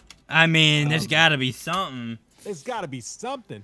All you need to do all you need to do to have someone visit your house is have them in a group with you. So it's like a party. But how do you choose which house? How do you know which house you get? What if 2 people are on the same node and you're in that group? Which house gets the? How do you? Whoever the group leader is, I'm guessing. Maybe. That sounds. I'll buy it right now. Chodio is getting in already. He's like done. Whip out the money, folks. And carry on. Ooh, thank you so much. Thanks. In order to be eligible to purchase a house, you must first raise your standing within the settlement's territory. To raise your standing in the territory you want to live in, it is important to get involved in the daily activities of that territory, such as killing creatures, completing faction missions, working on town projects, and crafting items. Once you have reached a high enough standing level, and your character has reached level 20, you can unlock the ability to have a home in that territory settlement. If you want more than 1 house, you can do that too. I would have taken out the comma. As long as you meet the requirements for getting a house in a territory and you do not already have the maximum number of houses, you'll be able to acquire another one. Multiple, dude. We gonna be living. People are gonna be like, whoo! I'm gonna have 3 houses, dog. This my cousin's house. This my Uncle Larry's house. Sounds very Animal Crossing. I mean. I just really like so people who were worried. So we talked about land rushes earlier, and the issue that happened in Archage was it was generally houses. So like there was this giant land rush, and if you didn't make it, you didn't get a house. Yep. What's cool about this game is there's several nodes in a settlement that are house nodes, so there'll be houses everywhere. But that node can house several houses, which is a good balance so that no one gets left out. But location, right? So obviously you might find nodes that have more houses. And I think the only rushingness that we would see is having a faction take over that specific land. Yeah, definitely. That'll be the drive. So it should be less chaotic, I hope. Yeah. Because it'll probably happen as territories kind of become popular. Yeah, you'll level see 20, settlements. And you have to be doing the stuff to get your whatever your. I highly doubt anyone at level 20 will actually be able to buy a house. I mean, maybe. I mean, what do I know? Maybe the progressions. Maybe the progression, if you really focus on a territory, maybe the progression by level 20 gives you. Maybe you can. I don't know. I'm speaking. And here we go, ladies and gentlemen. We're hopping right into housing variety. Houses ranges in size, features, and cost. Some houses overlook the center of the town, while others have balconies with nice views over the settlement walls. Some houses have exterior areas for decoration, while others simply feature a front or back porch. Rose garden. There are a variety of locations and styles to choose from in each settlement. The settlements themselves also have distinct aesthetics, with house designs and floor plans specific to that settlement. Nice. I want to overlook the lake. That's what I want. A lake. I want a lake view. Give me the lake view. That's gonna be the governor's mansion. I'm gonna have one of the doo-doo ones right in the front gate. Personalizing your home. Hey, Sims time. Once you've settled into your new home, you can personalize your space. We've added hundreds of items for you to use to customize your home. Everything from tables and chairs to decorative garden plants and hanging vines can help you design a property to reflect your tastes. Pieces of furniture and ornamental items can be crafted by players and purchased, while other items must be found by exploring and looting the world. I like that. Yeah. You can be like, hey, I went to this one cave and this troll was carrying this huge, I don't know, Madonna poster, and I put it because you know they're big fans of Madonna. Know. Yeah. Trolls love Madonna, man. Right. On your adventures in Eternum, you can even find pets. Ooh, I didn't know that. Yeah. Home with you. What do you mean? You can get a Mastiff with the special edition. Well, I know, 17th century Madonna. So Mary. I'm not buying that. Listen. The sentence says, on your adventures in Eternum, you can even find pets to bring home. Yeah. Find them. It's like, yo, I want that chicken. Ooh, chickens. We just got chickens. We have chickens. We have 4 of them now. My Well, wife you know bought what's funny? chickens. Surprise! I brought chickens home. That's how that went. Elder Scrolls are similar to this, right? You have your house, you can put stuff in it, including pets and whatnot. So there's similarity in that regards. But on ESO, can you find pets? It's more like an award, right? Like there'll probably be several ways of getting pets. The good old yard bird. Yep, the yard bird. That's it. Maybe it is kind of like loot. Maybe there'll be multiple. Loot. I mean, there'll probably be a loot. Works like that. It probably won't be like you see a chicken and you tame it like a hunter does in World of Warcraft. I mean, maybe I don't know. I doubt that. You just see an animal. Like, I want that one. Pet troll, yeah. Oh my god. Welcome to my home. This is my camel. Let's see here. Oh man. Housekeeping. Once you purchase the house, you must pay a small property tax on it to maintain it. Yeah, and you can't escape taxes even in games, guys. I already do this in real life. I know. Taxes paid to the controlling company of the settlement. I'm trying to escape real life. That's why we're doing this. Failing to pay your property tax won't get you evicted from your house. It will stop mechanics like house recall and trophy buffs from being functional to you. Okay, that's good. So there'll be buffs there'll be buffs in your house, which is cool. See, this is the cool part. Kind of like EFT, Escape from Tarkov. If you don't play, you actually get punished. So, like, let's say you die in a raid and your stuff was insured. Present in the IRS in my bank account. You only have a period of time to recover your items, and so in that's a way, right. This is kind of like, hey, if you don't play and you don't pay, there's also there's apparently. I guess this might tell you in the reward section about like there's things you can put in your house that give you buffs and you lose them if you don't pay your upkeep.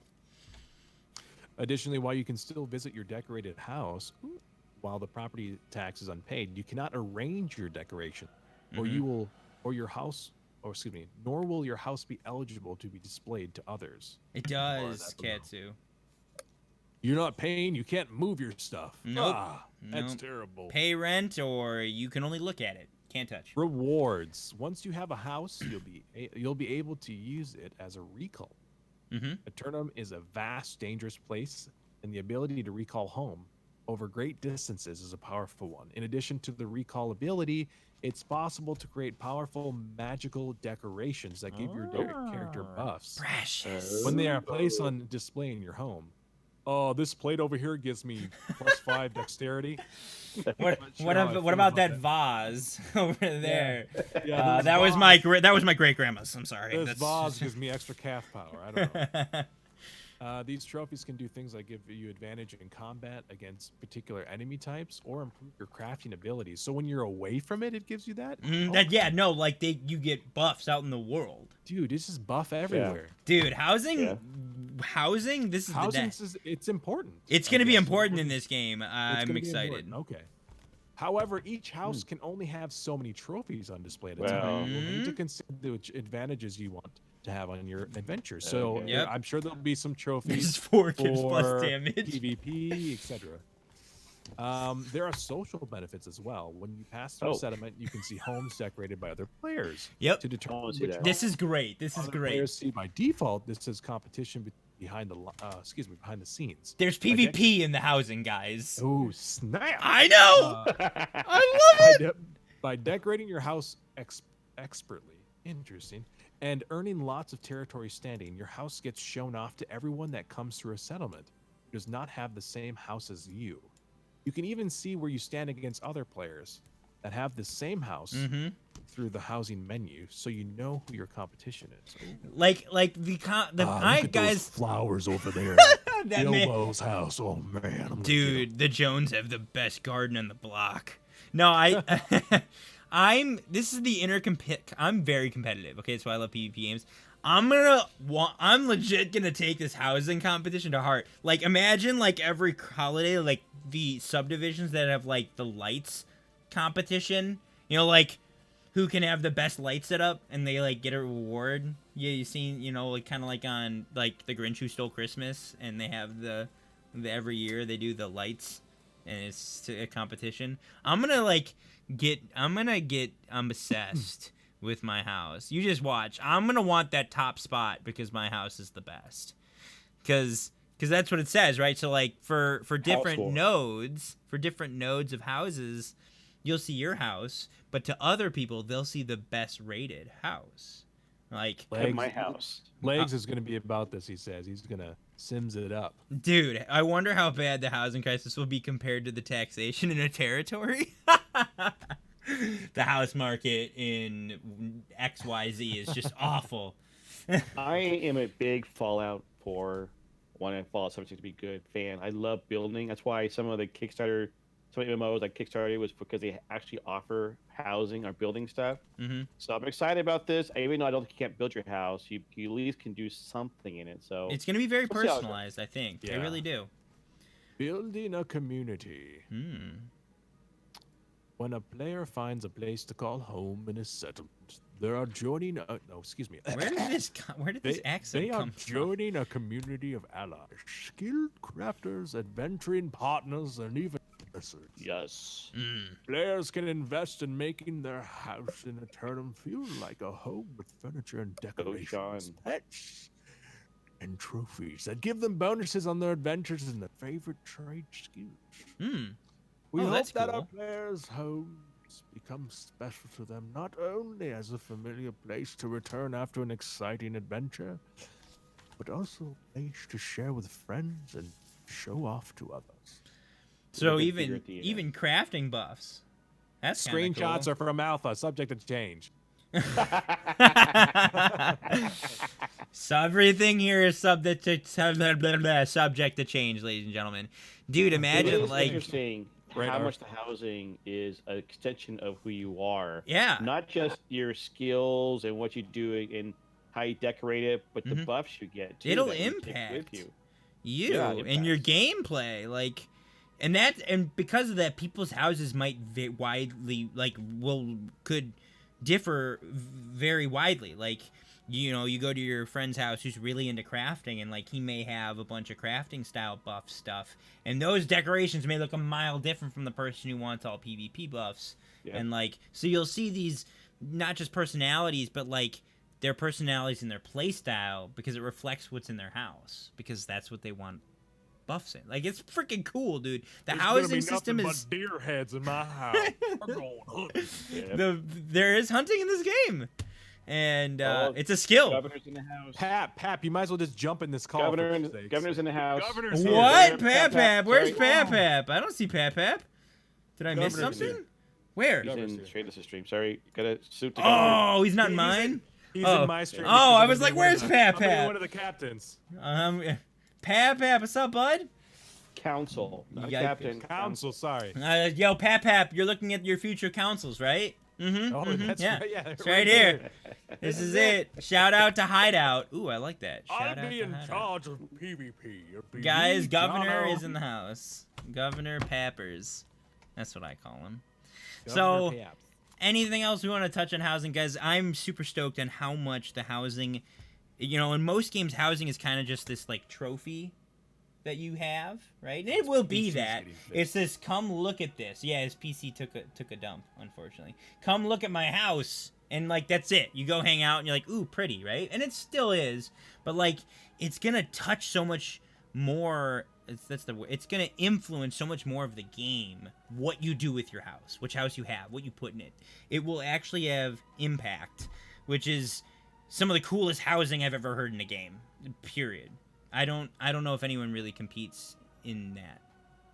Do you guys think there's any housing that's at this level in any game? I don't know. I would lean to Jaziel. He's the expert.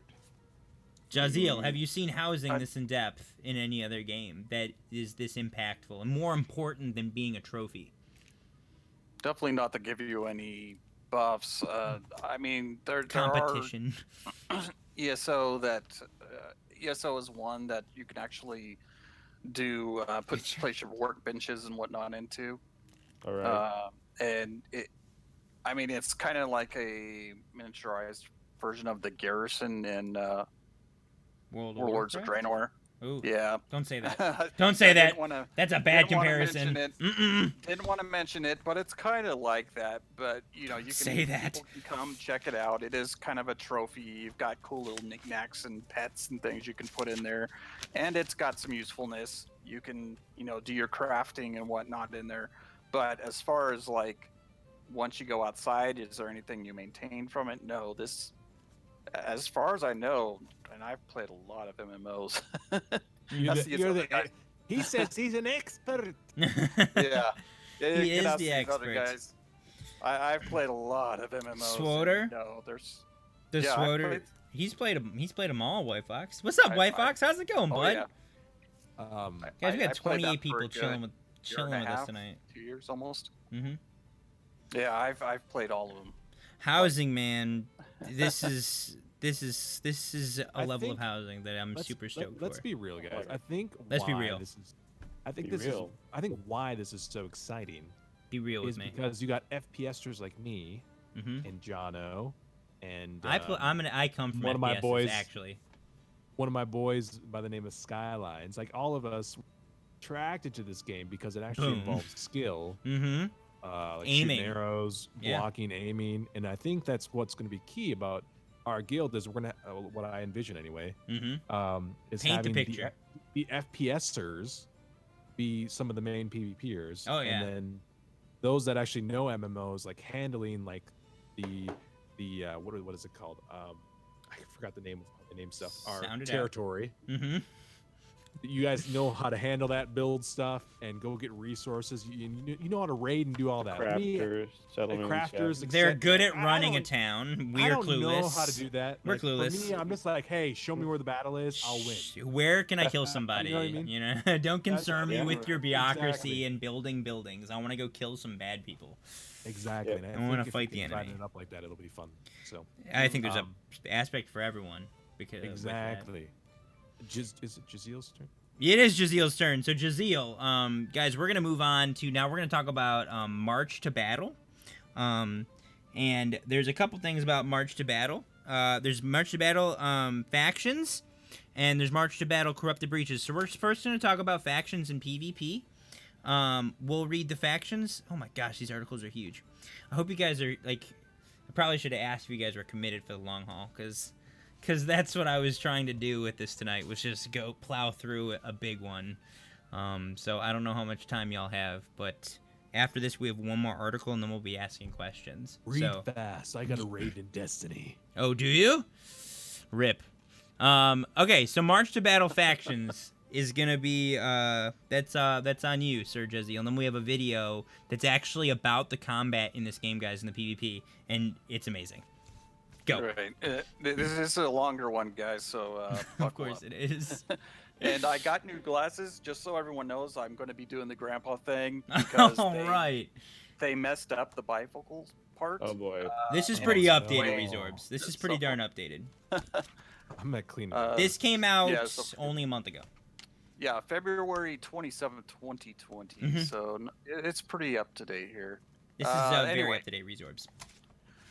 Factions are powerful organizations locked in the struggle to control our team. I say that differently than the other guys apparently, but we'll roll with it. It's a turnum. Yeah, a turnum. There you go. Sorry, puppy, you're gonna have to go down here. Bye, doggo. She's doing that thing. I'm kind of sweating a little bit, so she's getting the salt. I am also sweating. My goodness, it's hot in here. So, After reaching a particular milestone during the early parts of your adventure, you must choose a side in this conflict. As you adventure, you will be introduced to these 3 factions: the Marauders, the Syndicate, and the Covenant. Each faction has a set of principles and a unique motivation for wanting control of Eternum. I'll say it that way. He's changing his enunciation every time, guys. I'm just open seeing a which one window. sounds I'm going to. best. I'm gonna open a Eternum flows. Okay, so the Marauders are a ruthless military force bent on establishing a free nation where anyone with strength to do so can prosper and profit. The Syndicate is a secretive organization of boundless guile and intellect in search of forbidden knowledge to usher in a new age of enlightenment. And the Covenant, the third one, is a fanatical order that has charged itself, with cleansing the land of heretics and defilers so that its true holy nature can flourish and justice can be restored. Bo Burnham? What I missed? Okay. Nothing. Someone made a joke in the chat. He just doesn't know how to mute in Discord. I don't. Okay. When we made the decision to remove always on open world full loot, wow, that's a lot of words put together. PvP. Hyphens everywhere. Gosh, man, I wasn't ready for that. I should have read ahead. It was not a decision to remove player versus player PvP combat, as we mentioned earlier, from the game. In fact, we wanted to focus it to. That is a weird place to put a comma again. Dude, I don't know who wrote these, okay? I'm sorry. Shadeless mentioned that earlier. Time out quick. Is the Play New World actually here, hanging out with us? What? What? Yeah, Play New World. Yeah. Who wrote this? Let's get Hello this down there. right now. who wrote this Play New World? Tell us. Yeah. Okay, continue. Welcome, by the way. Welcome. All right, so to focus it, to create Eternum. Yeah, can you tell us how to say this? He did. He did. That's what he said. Oh, He did just he? yeah. A turn It's in my chat. There you go. There you go. I'm looking. I have you on my phone. No, I appreciate it. Not to anymore. Yeah, I'm supporting you. Yeah, ums and ahs are not good. What do you guys want? You want a turnum now. Okay. That's how I say it. I say Play a New World soft said. A. I say a turnum, but a turnum is probably correct. Darn it. So I have to stop making up other ways to say it. I love how someone's. I love this. He said next he's gonna say Bo Burnham. I'm sorry. I tell you what, we gonna play that game called Bo Burnham. Tell you. Oh my gosh. The soft A is correct. Winning. Soft A. A turnum. Turnum. They say it in the first video you played. Yes, Hey, guys. they did. Yes, but I'm also speak 3 languages from 3 totally different parts of the world. So sorry. Back on the track. Back on the Irish, tracks. Gaelic, Spanish, and Latin-ish word, right? Sure. Back on the track. Let's get back. Let's get back on the railroad. Here we go. Let's just go with the 3 factions from the spine of PvP gameplay in a turnum. Oh, I said A. They create clear sides and motivations for conflict. We're gonna make a collage of this later. Can we just come up with as many versions of saying it as we can? Let's just do that. I can. Okay. I can. I'm down. Yeah, I won't be mad. If you're a lone explorer braving, why would you do that in this game? But anyway, if you are a lone explorer, you're gonna die. You can't make friends even in a game. Our turn. Wow, that was harsh. Montage video coming, you sir. A turnip on your own. There's one. Put a P at the end of it. Why not? Being part of the faction means you always have someone on your side, like you can't make friends, and you always have a clear view of the opposition. I was gonna say highlight, Jafar. I don't. I have been highlighting. I just forgot to during this mess. You gave me the longest. I feel like I'm reading like War and Peace or something right now. I'm sorry. Duturnum. I like that one, Green Thumbs. Duturnum. My name is Ishmael. My cheeks hurt. Okay, that's next. Mention No, we two. don't want to make fun of it. We want to play this game, so we don't want to make fun of it. Yes, we do. Okay, we'll make fun of World of Warcraft later. Yep. Anyway, while 81 in a faction can opt in to PvP while adventuring for some added excitement, danger, and bonuses, the Ooh. ultimate goal for any company should be to enable its faction to control as much of... What were we going to say? The next one's Dat Trunum. Okay, Dat Trunum as possible. Keep spitting them out, guys. I'm going to run out of ideas. Dude, there's myself. so many in chat right now. It's ridiculous. As your faction controls more territories, your quantities of resources when gathering, craft equipment at higher base qualities, and find yourself luckier when looting. Ooh, I like that. The more That's cool. territories your faction controls, the more powerful you become. Digging it. So there's actually benefits yeah. to being the best. Like, I want to take over the world, right? And that's what I feel you guys want to do. And there are, like, benefits. Like, if your company controls more and more territories... Dude, so am I, Cheesy. So freaking excited, it's not even funny. You get more things. Yeah. You get better things and more things. And I'm taking over the world, man. Look out, Hideout's taking your stuff, man. Whoa. Yeah. Whoa. We Yeah, wait a minute. We are taking your Rest of us stuff. here, I this keep room. forgetting they're in my guild. I'm just, I'm an evil genie. I'm sorry. I can't help it. I think evil thoughts. The Calvinist company, you said. Well, and so does Jeff Bezos. I mean, Cheesy, we're doing this show. Shady, that's a great 3 hours. question. Whoa, why is there another Shady here? There's a new Shady Lad, 21. Oh, my land. Isn't that called Alpha? That's a great question, Lex. Yoink my settlement now. Down. Continue. Yeah, you're going to have to change your name again now. Yep. I know, right? Let me hop in here really quick. I think it's... Okay. Hop in. So, Casman says, we need to market this game as not being, just for nerds, but for cool people. I like this. Me. That's what he said. Casman says me, like not me. I thought you meant you, Shameless. No. Casman says me, and well, he did say you, Shadeless, and Pap. Yeah. What about these guys? And he didn't include me. I'm not in there. It's okay. It's okay. Oh, fine. I get it. But I get it. That's what I was saying earlier. This game. I'm is an so evil genie. How much cooler? Okay, you know what? Like, how much cooler do I have to be? Oh my gosh! Thank you for the 100 bits, lag for you. I've got a parrot, dude. I've got Iago. Now you're making him go off. All right, let's. How? Back I don't here. understand what's wrong. Finish my thought. Finish my thought. We'll get into it. So one of the things that I was saying. Thank you for that. Oh, sorry. Play new. This game is so. Thank you cool for that because follow, it's Play New World. I acting as appreciate it. FPSers. Welcome And to the Cape of One of Wonders, the my main friend. things about this game is you can aim. It has to have talent in regards to dodging and blocking and such. So thank you. All right, You're carry welcome. on, Sergio. I will probably talk about it later, but I agree with that it not just that, it's attracting a lot of us who are coming from different backgrounds, not just MMOs like Kenneth and I, that it is attracting FPS players and even people who maybe are just into games where they just do farming and stuff.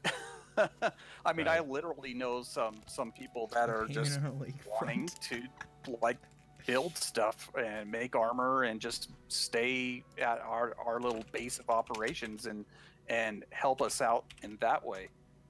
So it's really great to be able to find a game where we can bring the community together a lot better than we have been in the past with other games that were so focused on one aspect or another.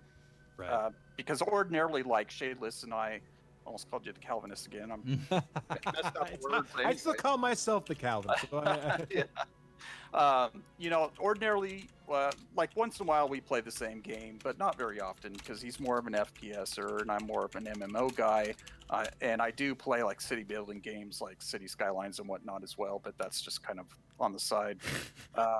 And it's just great. I'm really looking forward because we're really good friends, or at least I think we are. I'm not sure what he says behind my back, but I think they're good things. Us? Yeah. I like your beard, bro. We're good. I love beer beard. Man. Great. We all got especially beards. Mine's okay. Especially since it's got a little salt in it now. Oh, we got a salt in it. There's a little pepper. Salty beard. A little pepper. Salt and Peppa. Salt and pepper. All yeah. in one, Oh, all right here. It's am I really going good, to Shayless. It really is, right there. Oh yeah, looks All right, good, let's get especially this. with that. Let's get this rig back on the road and continue Okay. it once here we go, you here we choose a faction. So yeah, once you choose a faction, you're free to create or join a company. You might as well just join ours. You're here. Yep, yeah, he's right. In your chosen faction. Hideout, Absolutely. baby. Yeah, we're gonna be it. We're gonna be the ones you want to be with. Just take our word for it. Yes, that. Choosing a faction, we have cookies, by the way. So Don't give it too much thought. Oh, okay, yeah. Choosing a faction shouldn't be taken lightly, but you should choose us, as your decision will be locked.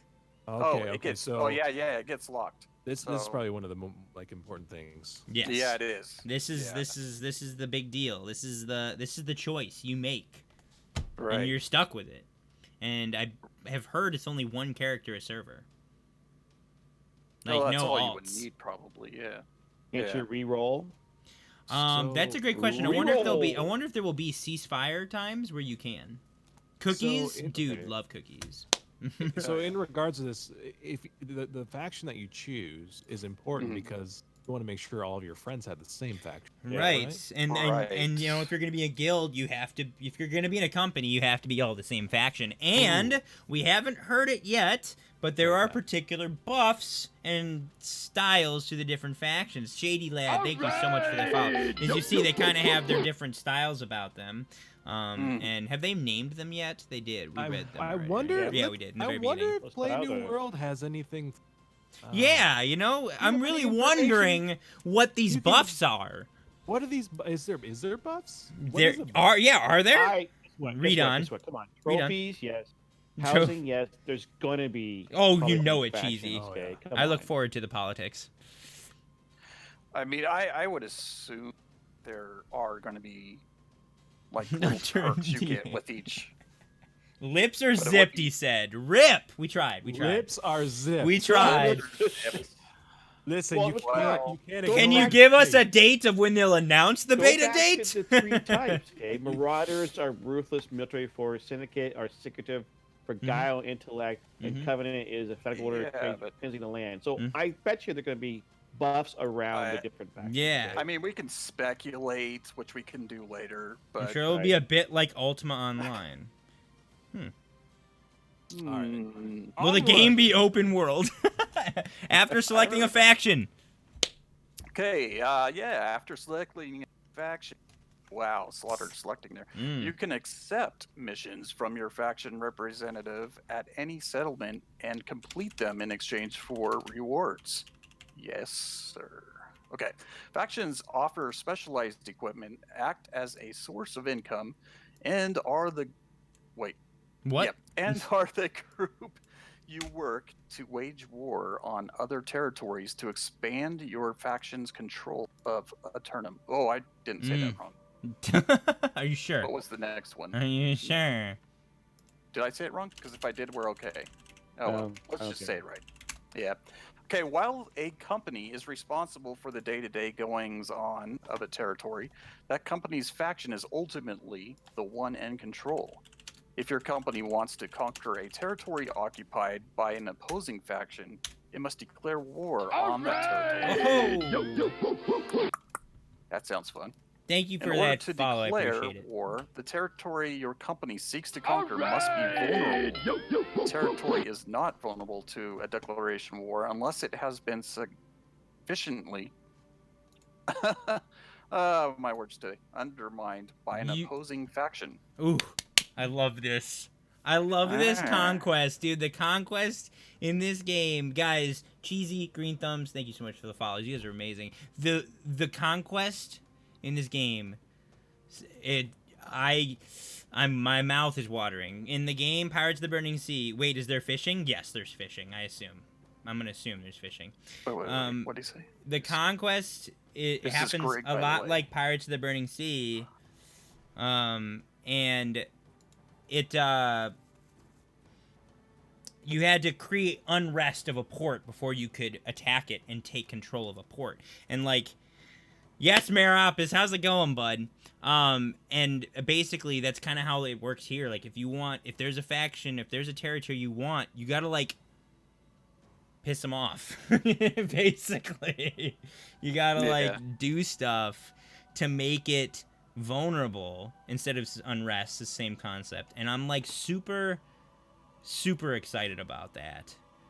Because it's gonna be a process. Everyone's like, well, how are they gonna drive PvP? Well, this drives PvP. The PvP drives the war. Without the PvP, you can't have the war. Without the war, you don't really have a reason to PvP. Hello. All right. Are you? Yep. Yeah. Go on. Sorry. All right. So there are 2 types of faction missions: PvE and PvP. PvE missions ask you to do things like. Did we read in order to for a faction? In order for a faction to retain control of a territory, did you read that? I thought we did. Because I remember the last thing you said was undermined by opposing faction. Or wait, never mind.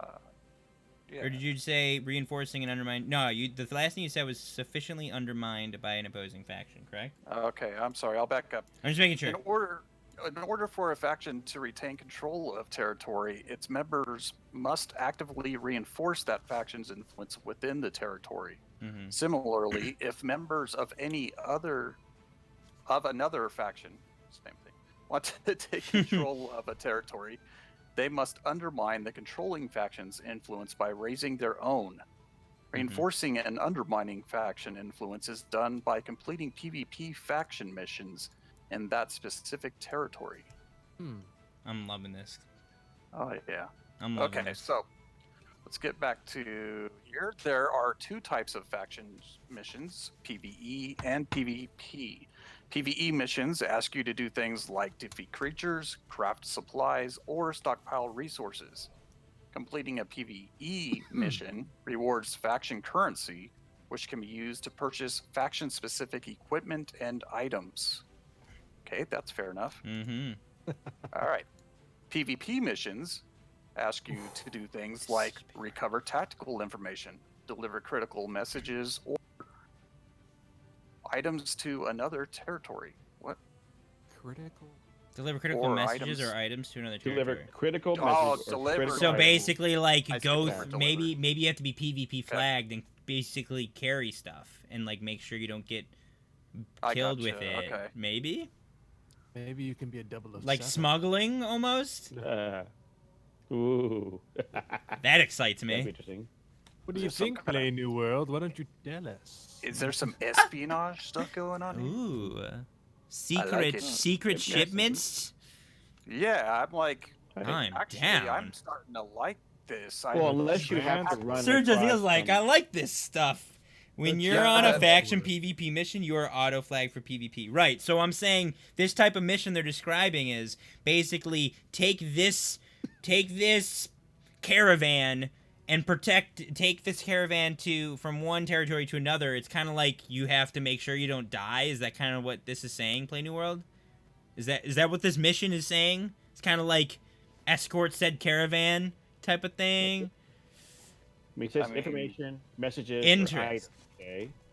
Which then you get flagged for PvP when you do those. Yeah. Interesting. Interesting. Oh, we're giving my Interesting. What kind of response is that? Patrol an area.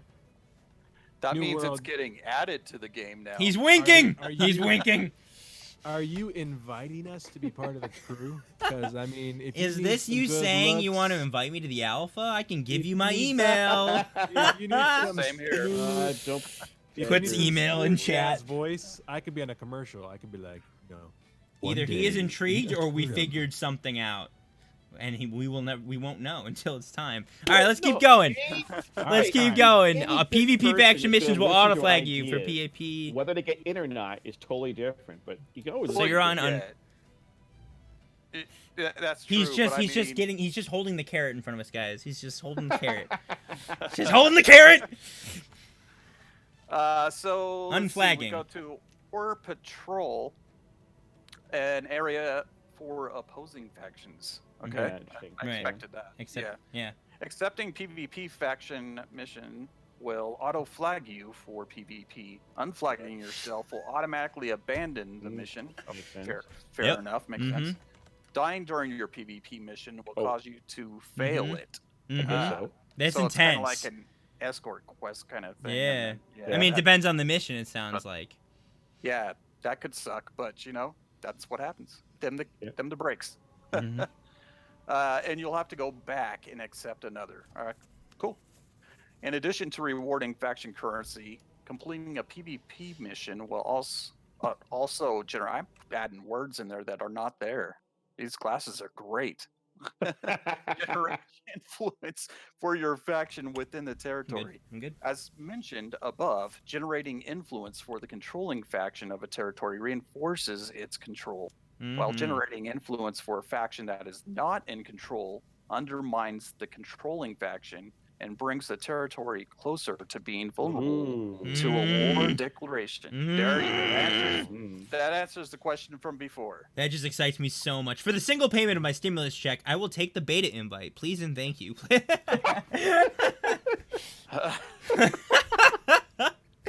I second that. Can I afford to give away my stimulus? Because I think I want to do that cannot. Will it flag while the company or just doing the mission? I assume just the one doing the mission, Chess, is my assumption. Right, that's the way I read it. Right. Again, all of this stuff is subject to change. Everything is subject to change, guys. We're still in alpha. Screenshots are from alpha and subject to change. Thank you, Kennethan. Okay, so once a territory this is getting really hot. I'm taking it off. Vulnerable, with that hat on, you're probably sweating. Yeah, it's really hot in here. I'm looking at you and I feel for your head right now. It's warm. Yeah. Becomes vulnerable by being undermined by an opposing faction. All companies in the undermining faction are able to declare war on the territory. Wait, all companies? That's what it says. Yeah. So is it like a race for which company gets to declare war?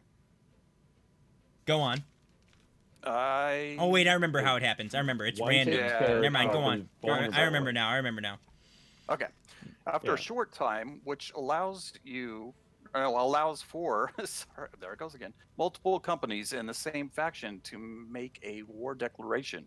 One of the companies is selected as the vanguard of the attacking forces. There we go. See, just keep reading, answer some questions. Yep. As the vanguard, it is 1 minute later, and it's answered, dude. As the, of course, with the way that I'm reading so slow, it's gonna be midnight. It already is midnight on the eastern side. Sorry, guys. As the vanguard is up to the leaders of the selected company to build out their forces with players who volunteer to fight. More on that in our upcoming development blog that details territory war. Of course. Still waiting for that one. Yeah, we're waiting for that one, buddy. Oh wait, I'm supposed to be nice to you so I can get the alpha. Yeah. Anyway, these forces can also include members of the company that was selected as the vanguard in the first place. I love this map, guys. Check out this map of so like you can see the different zones and where the settlements are, and like they talk about the status. Like this is in conflict. Look at the faction territory influence. It shows all that. Controlled by Marauders, Cloak and Dagger. This is. He's still writing. Ooh, this is cool. I think one of the things we probably need to talk about is like, do you guys have writing it? Ooh, that's a cool reveal. Do you have limits on how many Marauders there can be, and so on and so forth? That'd be kind of balancing the different factions. That would be interesting. That would be a good way to make sure there's balance. One WoW server, like all horror. The invasion blog will come out first. So when you say, wow, he's giving us some info right now. Now, when you say invasion, you mean the corrupted invasions, right? Yeah, the corrupted That's the next one out, is what you're assuming. saying? Correct, okay. That corrupted stuff is it cool, coming out soon? They are, like this week? You mean trademark? It's been like 15 days since you've given me something new, and I'm literally losing my mind. He's driving us crazy right now. Oh, I am. In Discord, he keeps asking, more? I literally keep saying how my mind is going crazy. Breakfast, lunch, and dinner. Anyway, Did you guys see anything? We don't want them to lose their job now. He's not gonna. I assume he knows what he's able to explain. And we know. It'll be out in April. Thanks, Harlem Knight. It'll be. We're not going to get him to say anything. No, it's okay. I'm not. Right, obviously, no, he's not. yeah, Yeah. We're just. Yeah. I'm asking because maybe he can tell me. You don't know until you ask. He just told us some stuff. Fair enough. Obviously, that he can if share. If you do, man, I got an extra room and nice bed. I'll put you up for a while. He gives great foot massages too. I do. All right, things are getting awkward fast. Back on the track. All right, We're almost done with this ginormous article. Dude. You can do it, Jaziel. Come on. You know, and after this, I gotta go read like Lord of the Rings to my kids. So. Okay. Wow, Thanks. they'll never finish that. No. We want everyone interested in war and territory control to have a shot at it. So the selection process for the Vanguard is random. I have a bone to pick about that, but that'll happen later. Play New World. Yeah, I actually didn't know it was It's random. I skipped over that. Why isn't it kind of fair, right? Why isn't it a raffle? There should be a raffle, and you earn more raffle tickets for your company for participating more to a territory becoming vulnerable. That should be the system. Just saying. It should be that. Random's awful. That leans toward the stronger ones. Right, but why does the company that did basically nothing have a chance of becoming the leading force? They didn't make an effort to get here. Why? The people that put in the work should get. Crowfall is going to wipe these different zones away after they complete a mission or a time frame because of the fact that the biggest guilds How's it going, Giants? Everything never go.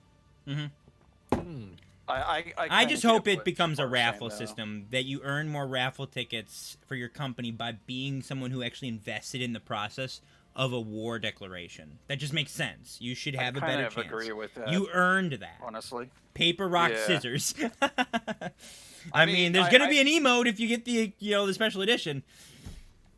I'm okay with it. Or but ultimate. I kind of would like it that way where you get rewarded for your effort. Yeah, and I do want some that maybe they don't participate as much. This man finish. Okay, Shayless wants us to finish. Got it.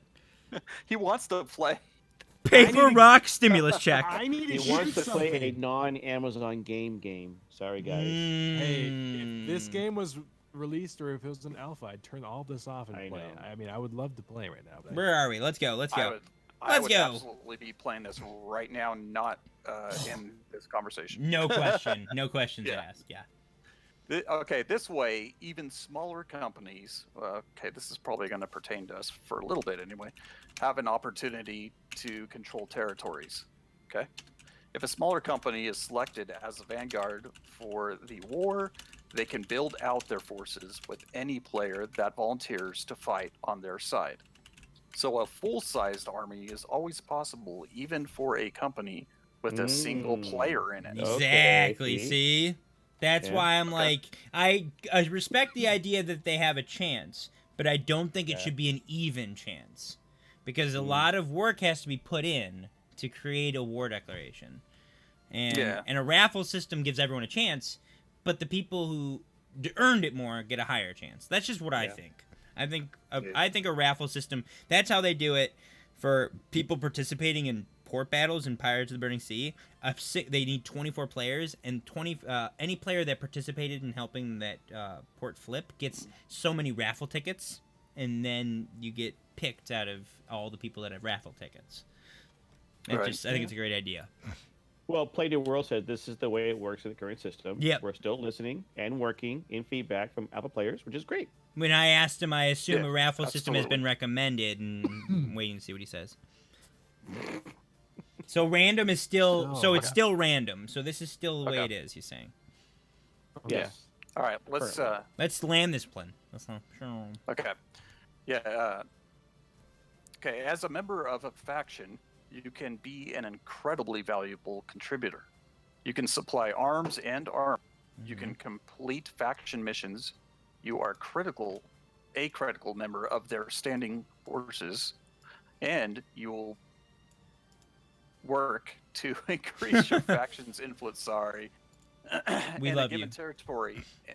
Turnum, I'll say it sort of right this time. Overall, in times of war, you can recruit fellow faction members to help you defend your territory or attack a rival faction, which is just brilliant. Don't change that. Sabotage. Okay. Yep. You cannot declare war against a company in the same faction as you, which is cool. But I like this. But if you don't like how that company is governing a particular territory, you can always choose not to help them. Dude, the drama, the inner faction drama that's gonna happen. You don't like them? Just ghost them. Just ghost them. Like, jeez, you guys are harsh. Brah, it's gonna be amazing, Shadeless. Like all those girls. I'll be right there. 10 hours later. Okay. Hi, Walrus. Welcome. Yeah, we'll help you, wink, wink. Your faction choice impacts your play experience positively and potentially even negatively. The three factions that are in conflict over Aeternum are directly competing with one another for resources, power, and influence. This means that over time, one faction might fall into a last place of sorts. To avoid that feeling like a total defeat, we've been careful about tuning the benefits of being... Someone's moving around over there on my screen. It's distracting. Jafar. Sorry, something in chat just really excited me. Okay. Of being in faction that controls the majority of territories, while paying extra attention to making the factions that control fewer territories feel like underdogs, not the losing side. Okay, that's cool. No matter who is winning in the moment, we built the system in a way that makes strong comebacks an exhilarating part of the game. And again, as our good buddy Shadeless said, screenshots are from Alpha and subject to check. That was Kennethan, not Shadeless. That was Kennethan, not Shadeless. Wow. You just completely dropping Kennethan. Give me the credit. It's good. Guys. He said it, didn't he? No, said something. maybe? I did say it one time. Yeah. Okay. Guys, I have some cool news. There is a game dev in the chat right now. Let's go. Helpful Walrus is one of the game developers. I'm like fanboying right now. We got our welcome, Helpful Walrus. We're excited.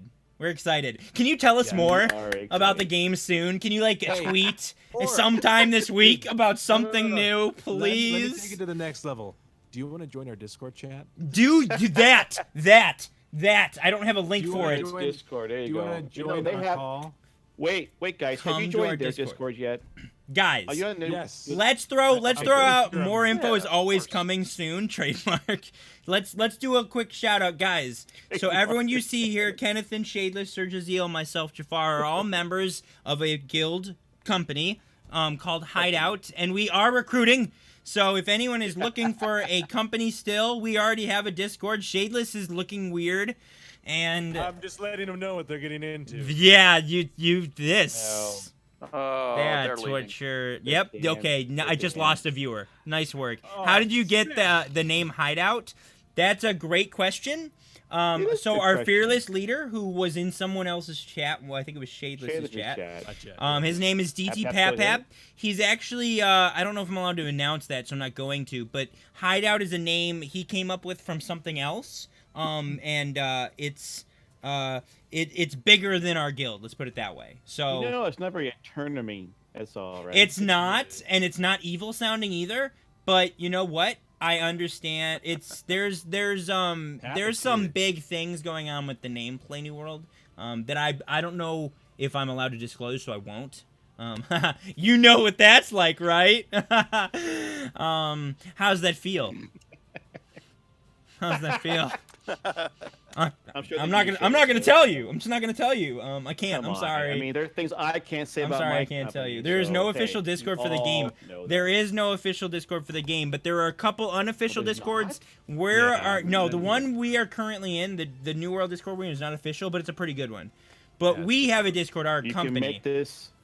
You can make this your Discord. I do want to do a giveaway, Odios. I just don't know what yet. So we'll have to figure that out in the near future. So, Cheesy, I will send a link to the New World, the one I'm a member of, the one that we are members of. Not our guild, not our company, but the one that's a community-made one. And it's, I'm actually going to get, let's see here. Can I get a new So Walrus says he's here to answer any questions if we have anything.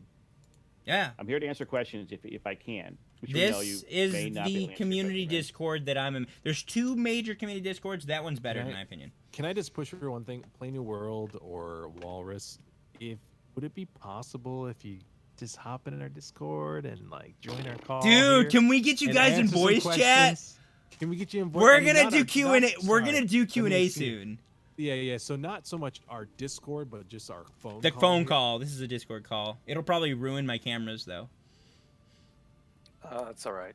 That's worth it. Very much worth it. I can just shut them all off. We don't need them. It's okay. I'm just kidding. I love you guys. Yeah, one of the questions we have is about faction. Not this week. Not this week. But there's a. So you're saying there's a chance. All right. No, fair enough. Yeah. Cool. We should plan for that then. Hey, call me. Can I get in contact with you? Actual question. Is there a way we can talk? Is there faction buffs? Will there be faction buffs? Yeah, I'll have to decline at that. No, that's fine. That's fine. That's cool. Always a chance. There's always a chance. I'll decline this time. Is there a way I can be in contact with you guys outside of the stream, like a Discord or even an email or something? Because I you can plan. Whisper there. I can whisper you guys. That's true. That is, we have the technology to do that. Just let me know when you guys want me for photo shoot. I'm gonna be streaming this game, guys, like religiously. Look, because he put a link down. I have huge influence. His email, I got that. Oh, okay. Well, now you are permitted. There you go. All right. So yeah, are you able to answer the question about player buffs? Yeah, faction buffs. There will be faction. You don't have to tell me what they are. There will be faction buffs. Why did the mod delete Play New World? It was only a 1 second timeout. Yeah, you're not actually timed out. You can do it. It purges. Oh, he posted his email. It purges. It's my bot. I know. There it is. He did that. It's an email. It's an email.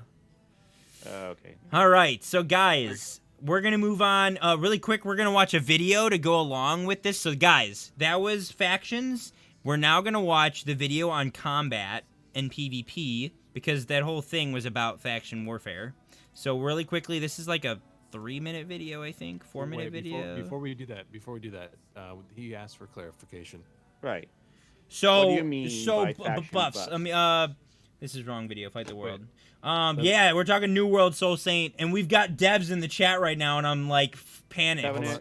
Marauder Syndicate. I think what we mean is like, what kind of, will there be advantages, almost like racials in some games for choosing a race? Will there be racial buffs or gear or certain things for being? Jafar, what? Jafar, let Kennethan explain his mind quick. What were you gonna say? Well, it's the fact like we have trophy buffs. We have, obviously we're gonna have buffs. You mean people have buffs in game, but you said the idea of the housing buffs, right? Mm-hmm. Being even on territory buffs, all the different things that happen. Do the Syndicate, Marauders, and Covenants have their own special buffs? Mm-hmm. By being a part of those factions, you get special advantages or differences, right? Like unique things to being in that faction besides a coat of arms. We're waiting. We've got people in here. We're asking questions. Guys, welcome. Austin, Woody, welcome to the chat. We've got 35 people chilling. Not to be too evasive, but the faction choice. Thank you so much for that follow. But the faction choices are fair. None of them. Well, we don't mean like buffs. Okay. We mean like they all have their advantages that make them fair. So they, but they do have them. All right. So like being part of Marauders might give you advantages to being tankier versus Syndicate might give you more intellect or something. Right. Smash good. Helpful Walrus. Thank you guys so much for these follows. You guys are amazing. I got followed by a dev. Jealous. Yeah, I mean, we've been guys, follow these documents. people. Follow these people. Follow Kennethan. Kind of follow Shadeless. Follow Sir Jazzy. All 4 of us are going to be streaming it. We're all going to be streaming this game. We're all streamers. I think only Shadeless though is live besides me right now, correct? Kennethan's not live in his deal. That's what I thought. So guys, Shadeless is also live right now. Guys, please follow these fellow streamers. They're incredible men We're gonna be the who top I absolutely 3. respect. and we are all going to be in the same guild streaming this game. There's So no Walrus raw answered- faction-specific advantages, although they do have Right. other unique things about them. Right. Fair Right. enough. Okay. Yeah. I mean, we love So- all these developers. It is an these, MMO. Things we've been reading, the developer diaries and whatnot, and you gave us a lot of good information. And that was one thing that popped up in all the different buff. Mhm. Faction. What advantages are there? That's Yeah. all.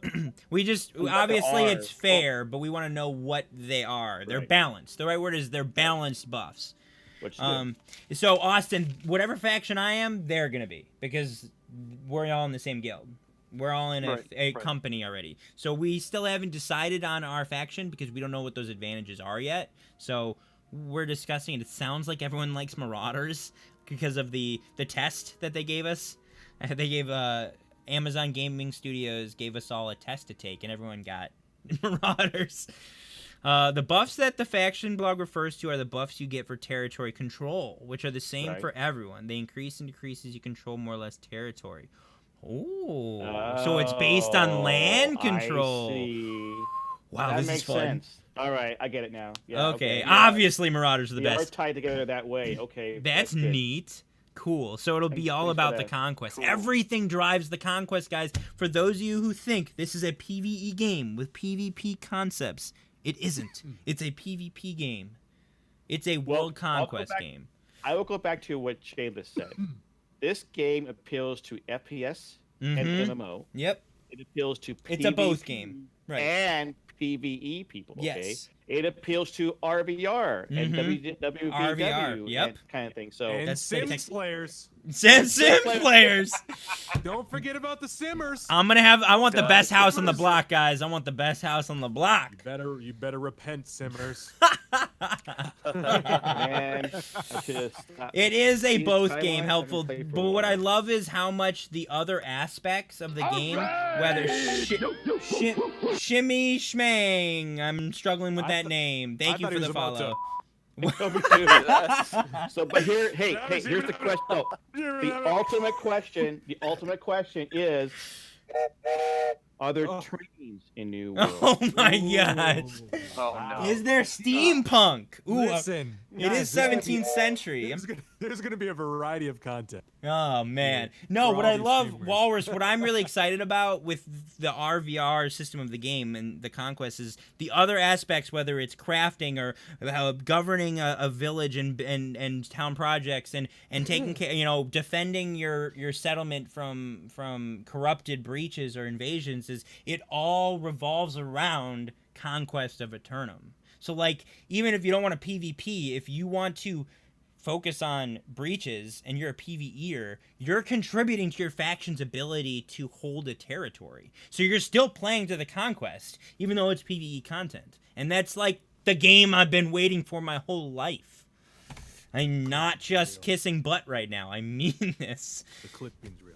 The clipping's real. Followed everyone besides Kennethan. Did I spell his name wrong? It's the same name. Did I spell his Well, I name put it in there. wrong? Okay. Kenneth. Well, plus me answering it, he now can click on me and go to my page. There it is right there. That's the one, Austin. All right, guys, let's watch this video really quick. This is called Arms. This is Chapter 3. We're actually going to watch Chapter 2 after Chapter 3 because it's just the way I wanted to do it. What's up, Joey? How's it going, bro? Welcome back. This is about the combat, guys, and it's exciting. Let's watch. I'm so happy. Oh, that's loud. I'm sorry. I'm sorry.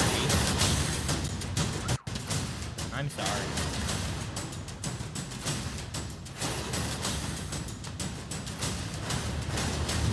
Yes, that's true, Soul Saint. There's way more to it, though. I want to know that too, Austin. New World is an MMO, but unlike MMOs, our combat system is 100% real-time action combat.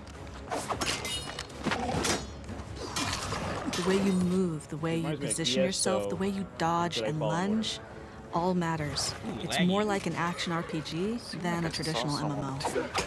It's not just gear and stats and things that are going to decide who wins a fight. Positioning and tactics and reaction times and knowing what the different moves an enemy is capable of really affect how successful you're going to be. Ooh, get wrecked. Boom! I love that you have move. To move around in space. You have to set up your attacks, how you're dodging. It makes it very dynamic and visceral. 100% real-time combat. Heck yeah, Joey. Dude, the guy with the hammer. Weapon Mastery has added a ton of depth and strategy to our combat system.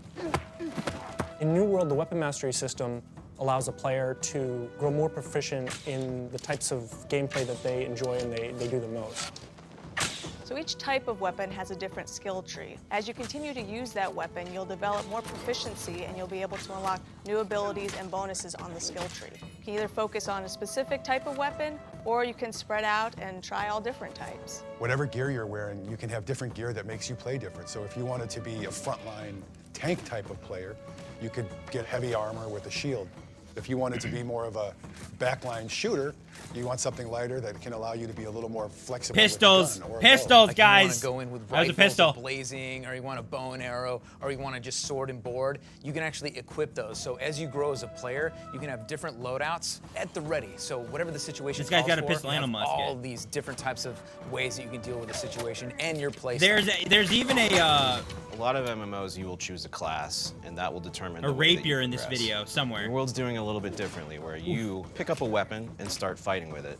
And as you fight with it, you begin to earn progression points for that weapon. As players use weapons, they now gain experience with those weapons. That experience gives you points that then you can invest to specialize amongst the different trees. So your great axe, which is a giant two-handed axe, will have a skill tree.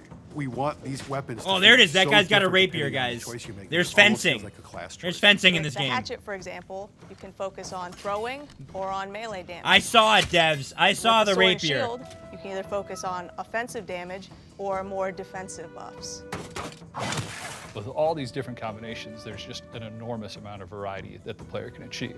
There's the fire staff, which I'll be So honest, magic I've plays a seen. huge role in New World, and what's I've special seen, about it in New I've World seen is that video. anyone can do magic. How effective you are at magic will be determined by how much attribute points you spend. If you put a lot Stop of intelligence lagging. in and focus, your magic will be much stronger than other people. If you spend enough time with the combat system, you can eventually get good at all of the weapons in the game, and you can change your loadout on the fly based on what you want, what your party needs at the time, what the encounter calls for. Endless customization for the user. Apparently, there's more damage for headshots in this game too. Really? Yeah. So one of the most fun things to do in New World is PvP, meaning player versus player. It doesn't stop with just one-on-one. It could be groups in battle. It can be armies in battle. There's a lot of different ways to He's a experience game PvP developer in New for World. this The game. two biggest are faction PvP, which after you join a faction, you can then flag. So Get you go to wrecked, Sanctuary, you turn on your PvP flag, and then you can battle the other two factions in PvP once you're flagged. Now you can only damage other people that are flagged, so it is an opt-in PvP system. This is It's the a other system angle that really that's rewards seen skill. encounter. It's a system in which That guy's a level name is 50 Kenny. player can beat a level 60 player, and that's super cool to me. I love that Players can sidearm also sign throw. up Like, to what is participate that? in territory wars, even without being open world PvP flagged. So wars can be conducted between different companies when you're trying to take That over a axe is territory. so cool. And It's in war, purple. it's battles of 50 on 50, an attacking side, a defending side. It's really the pinnacle moment of PvP in the game. You have a great night, Harlem Knight. Thanks for sticking around, dude.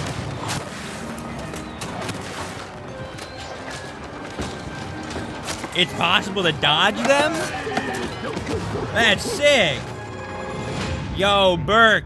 Well, that makes sense. Welcome, welcome. Thank you so much for chilling with the villain. Welcome to the Cave of Wonders. That video, guys, is so much to pick apart in that video.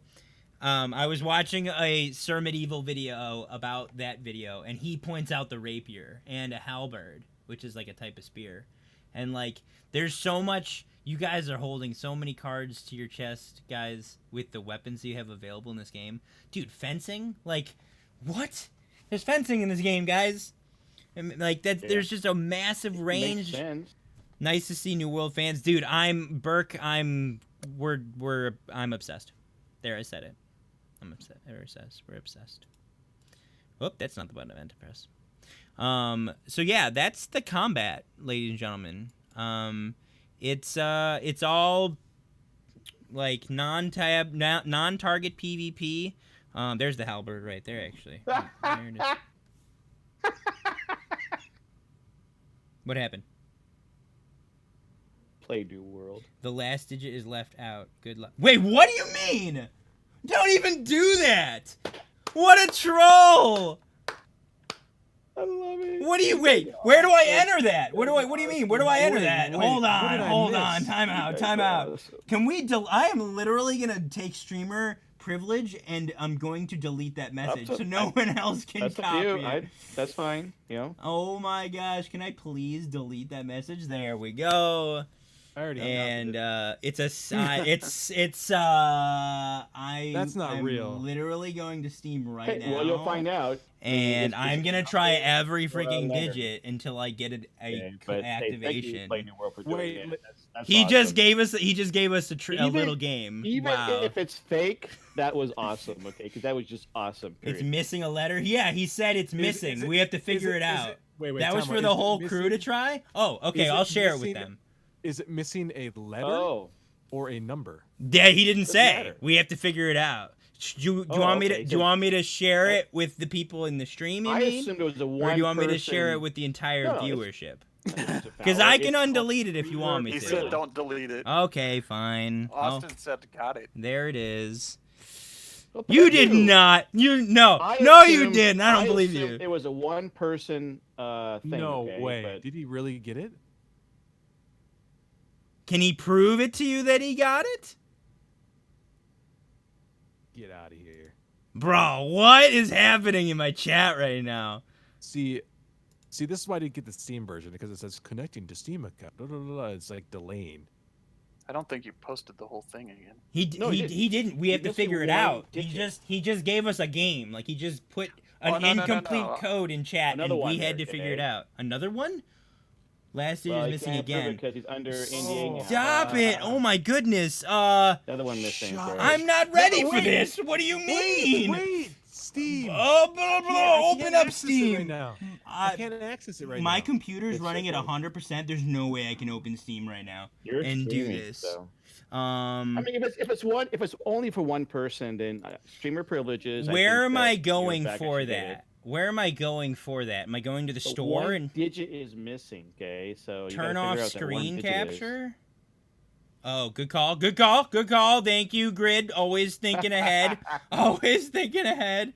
I'll move it to my other screen. The quick and the lucky. Okay, so there's one person. Okay. Oh man, I gotta log in. I'm trying to log in. Do I have to type it in before? Where do I put it? Just codes? On bottom of Steam, there's a thing for putting codes on it. Okay.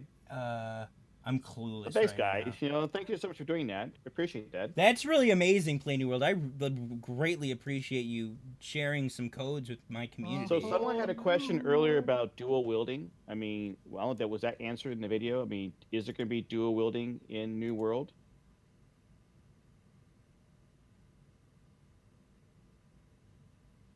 Again, the graphics are beautiful. I think we should run an ad break really quick while I do this.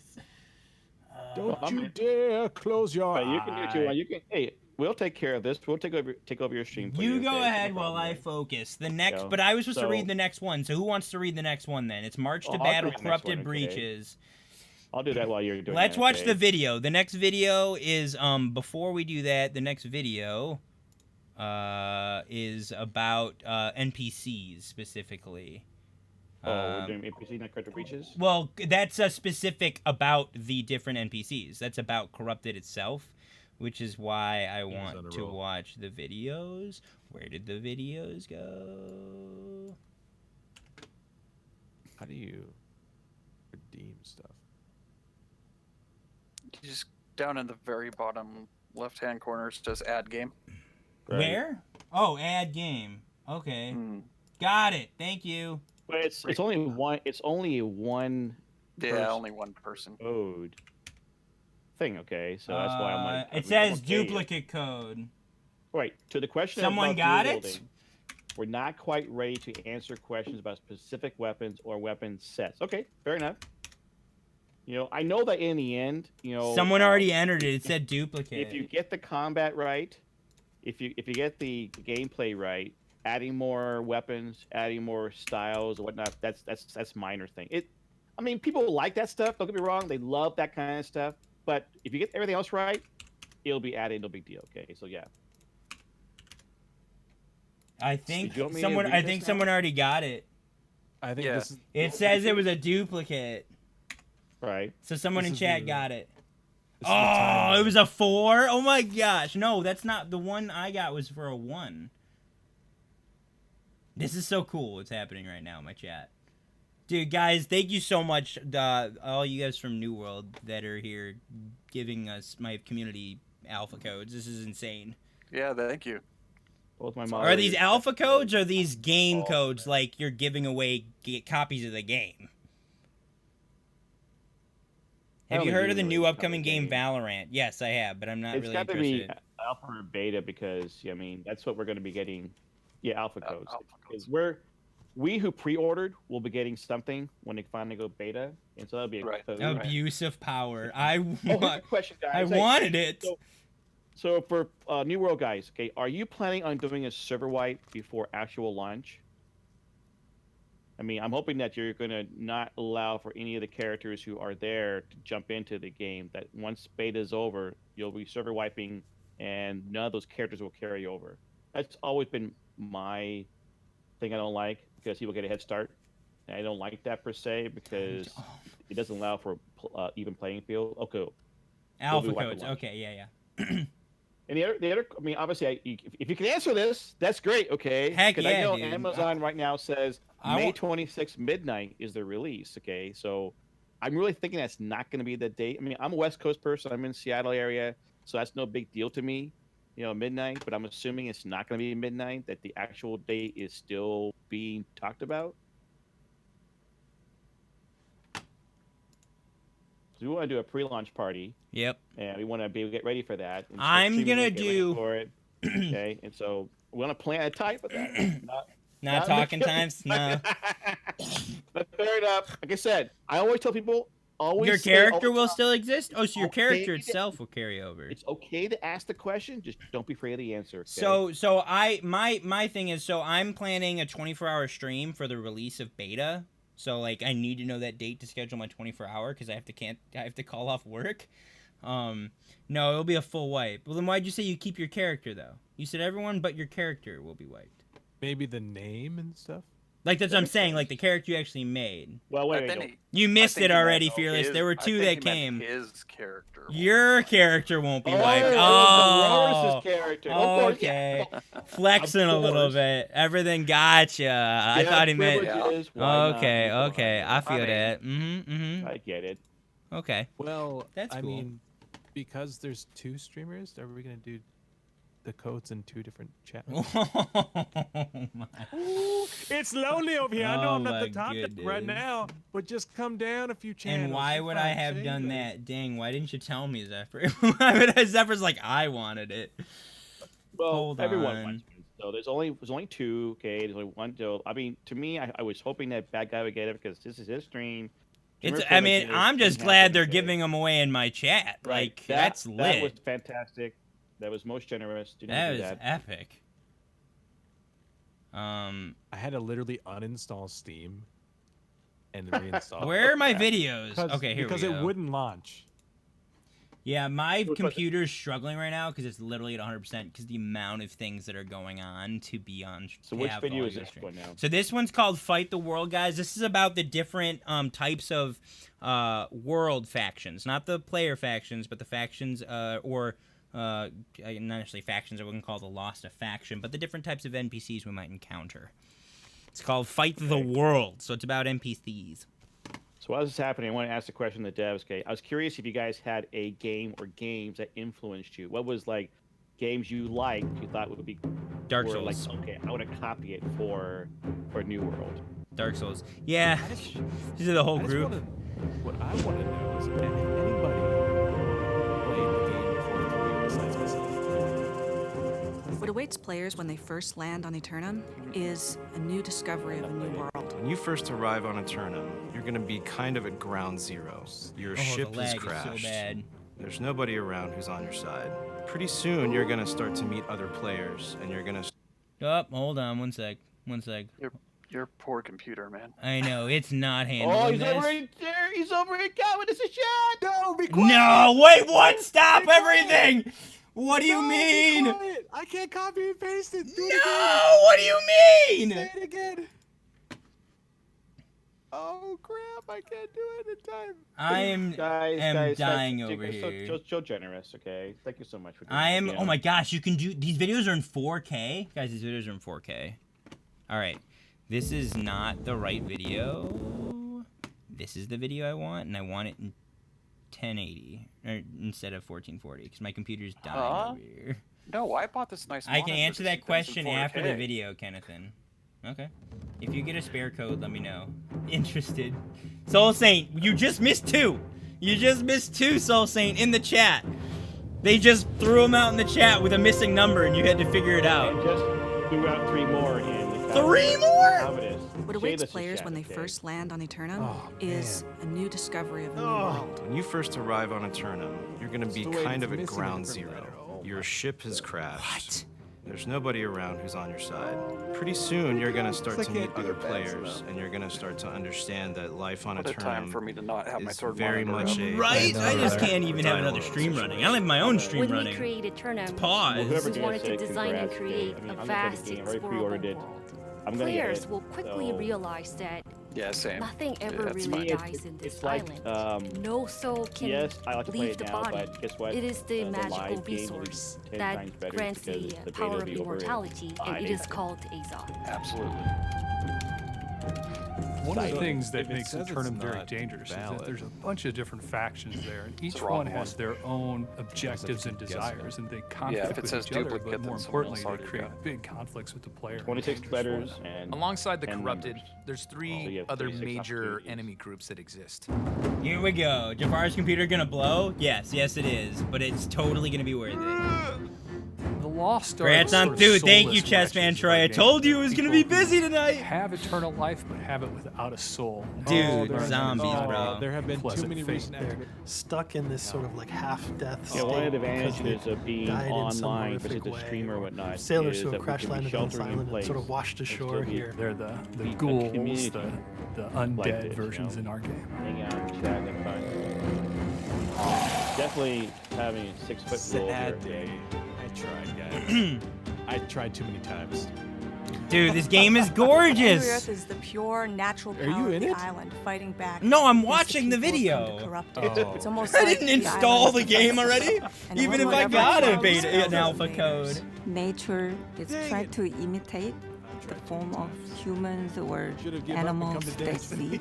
And some are like more Yeah, that's humanoid, right, but Super there's Shadow. other Maybe ones you that are should more of actually like a right constructed now. monstrosity. They mask themselves in order to fight back from what they So consider after this as video, infection. Walrus and Play New World, I want to tell you guys the name of the One of the podcast that I planned this civilizations that to be. existed on Eternum were known as the Ancients, and So they had far in the harnessed New the power World? of Yes, Azoth. Fearless, For if the you're on the wrong Ancients, side. they used it to power their technologies, and you'll see tributes to That's their where society we'll throughout the world. be. Something happened to the Ancients. A thrilling place. What happened? The remains of their civilization are there, and their secrets are there for you to discover. An endless chase, some kind of chase. And that just made the New World devs just leave. Here they Eternum, are. the See, world here we fights go. Back through the corrupted. So Here we the go. This is why I corrupted wanted to watch notice this the video player, first. They notice them getting stronger and building up their 'Cause they talk settlements, about and then this. they fight back. They might blockade a road. You might have Whoa. a summoning portal, which What- portals why'd you lots of put it- enemies What is that are going typed on? into the player's area. You can Not take time one to of the play territories. WoW right now. I hit Sure. something You can wrong. ultimately grow your town to the point where not only guys, the I gotta Look at bounce this out, town. run some Let's take it Destiny from you, time. but You guys have What in the players as well. world? and when we have these massive wars over these territories, Thank you, it's devs, pretty for special. crowning us with your glory. Oh my gosh, you're lying.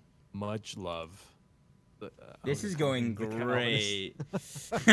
Blizzard's Bye, trying. Shadeless. My World name of is Shadeless. Look at World of Warcraft's like, no, don't leave me, Jafar. Remember me. I was just No, I'm thinking that. over you. I'm over you, Blizzard. Stop trying to take over my screen. All right. Yeah. So Existed on I Eternum unsubbed. were known as the I'm done Ancients, with and they WoW. had harnessed the power of Azoth. For the Yeah. ancient There we go. yeah, I did too. I'm doing it. Yeah. So Yeah. Dude, it's trying. Return of It's the World trying, fights guys. back through the corrupted. I'm playing So the ESO corrupted only because notice New the World isn't player. out They yet. notice them getting stronger That's and pretty much building the up only their reason I'm still settlements, raiding and in then WoW. they fight back. They might blockade a road. You know, have a summoning portal, which portals lots of enemies of their type into the player's area. You can take one of the territories on Eternum. You can ultimately grow your town to the point where not only the monsters in the woods want to take it from you, but other players as well. And when we have these massive wars over these territories, it's pretty special.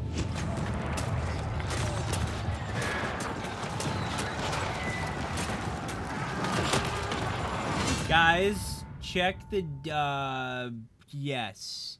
I'm gonna type something in Discord. Okay. So those are the main things. Sorry, I'm stammering. That we will be fighting when it comes to, like, there's like world factions apparently, you know, and the main one of that is the Corrupted. It sounds like the Corrupted is kind of the main baddie that we will be encountering, and the reason I wanted to watch that video is because at the end they talk about it and how they explain how as we grow, as our factions take control of territories and territories get better, the Corrupted don't like it, actually, and there will be resistance to improvements of settlements. So, like, if you're gonna grow a settlement and build your town up and improve your crafting tables and do town projects, you might start to see some Corrupted showing up to your walls, is basically what they're saying. So here comes, did Shadeless log off? Did I miss something? Yes. Oh. Yeah, he committed to doing Destiny 2. Yeah, no, I just didn't hear him say goodbye in the middle of the movie. He did. Video. He said, "This is Shadeless. I'm saying goodbye." He almost said the Calvinist again. Rip. So. Okay, well, I gotta turn his camera off because it's mega not attractive that way. Boop. All right. So. Yeah. And I mean, looking for Walrus to answer my question, I was curious about the not the influence, what influences, what games maybe influenced New World. I mean, myself and Sir Jaziel have been around a while. We played a lot of MMOs over the years, okay, from Dark Age of Camelot, EQ, Rift, Warhammer. I mean, even SWTOR, even the smaller ones, you know, even Defiance and what? Hi. No Wars 2. Guys, check, keep that, don't say anything, just read the Discord. Okay? Cool. Go on. Awesome. I'm in the wrong screen. Oh, when did that happen? Go on. No. That's a cool screen, though. Yep. That's my gaming screen. Oh, okay, go on. Sorry. What? Sorry, what? That was it? You're done? Yeah? Well, I was waiting for an answer from Walrus, right? From Walrus, okay. Hey, he said he'd answered after the videos. Right. Yeah, he did. We will wait and see. I could get to the next article. That's kind of a long answer. Well, you can type it out while I read if you're willing to type it out. I've got one more article we want to talk about, and then we're going to just answer some questions. This is the Corrupted one? This ain't R6 time. Nope, this ain't R6 time. You're right. You know what I thought when I saw the whole, you said the Corrupted, right? And when I first saw the article, it reminded me, I call it gank by NPC. I was thinking that there's not just the mobs out there, not just the PvP type of thing, right, out there, or what's going on, but you literally have this other AI type of thing that's literally going to mess with you. Yeah. Okay, definitely Dark Souls, but also Ultima Online. Cool. Yeah. I remember Dark Souls has been the big influence on their combat. When's beta open? Borders, I've heard. That is the $1 million question. We're still asking these gentlemen.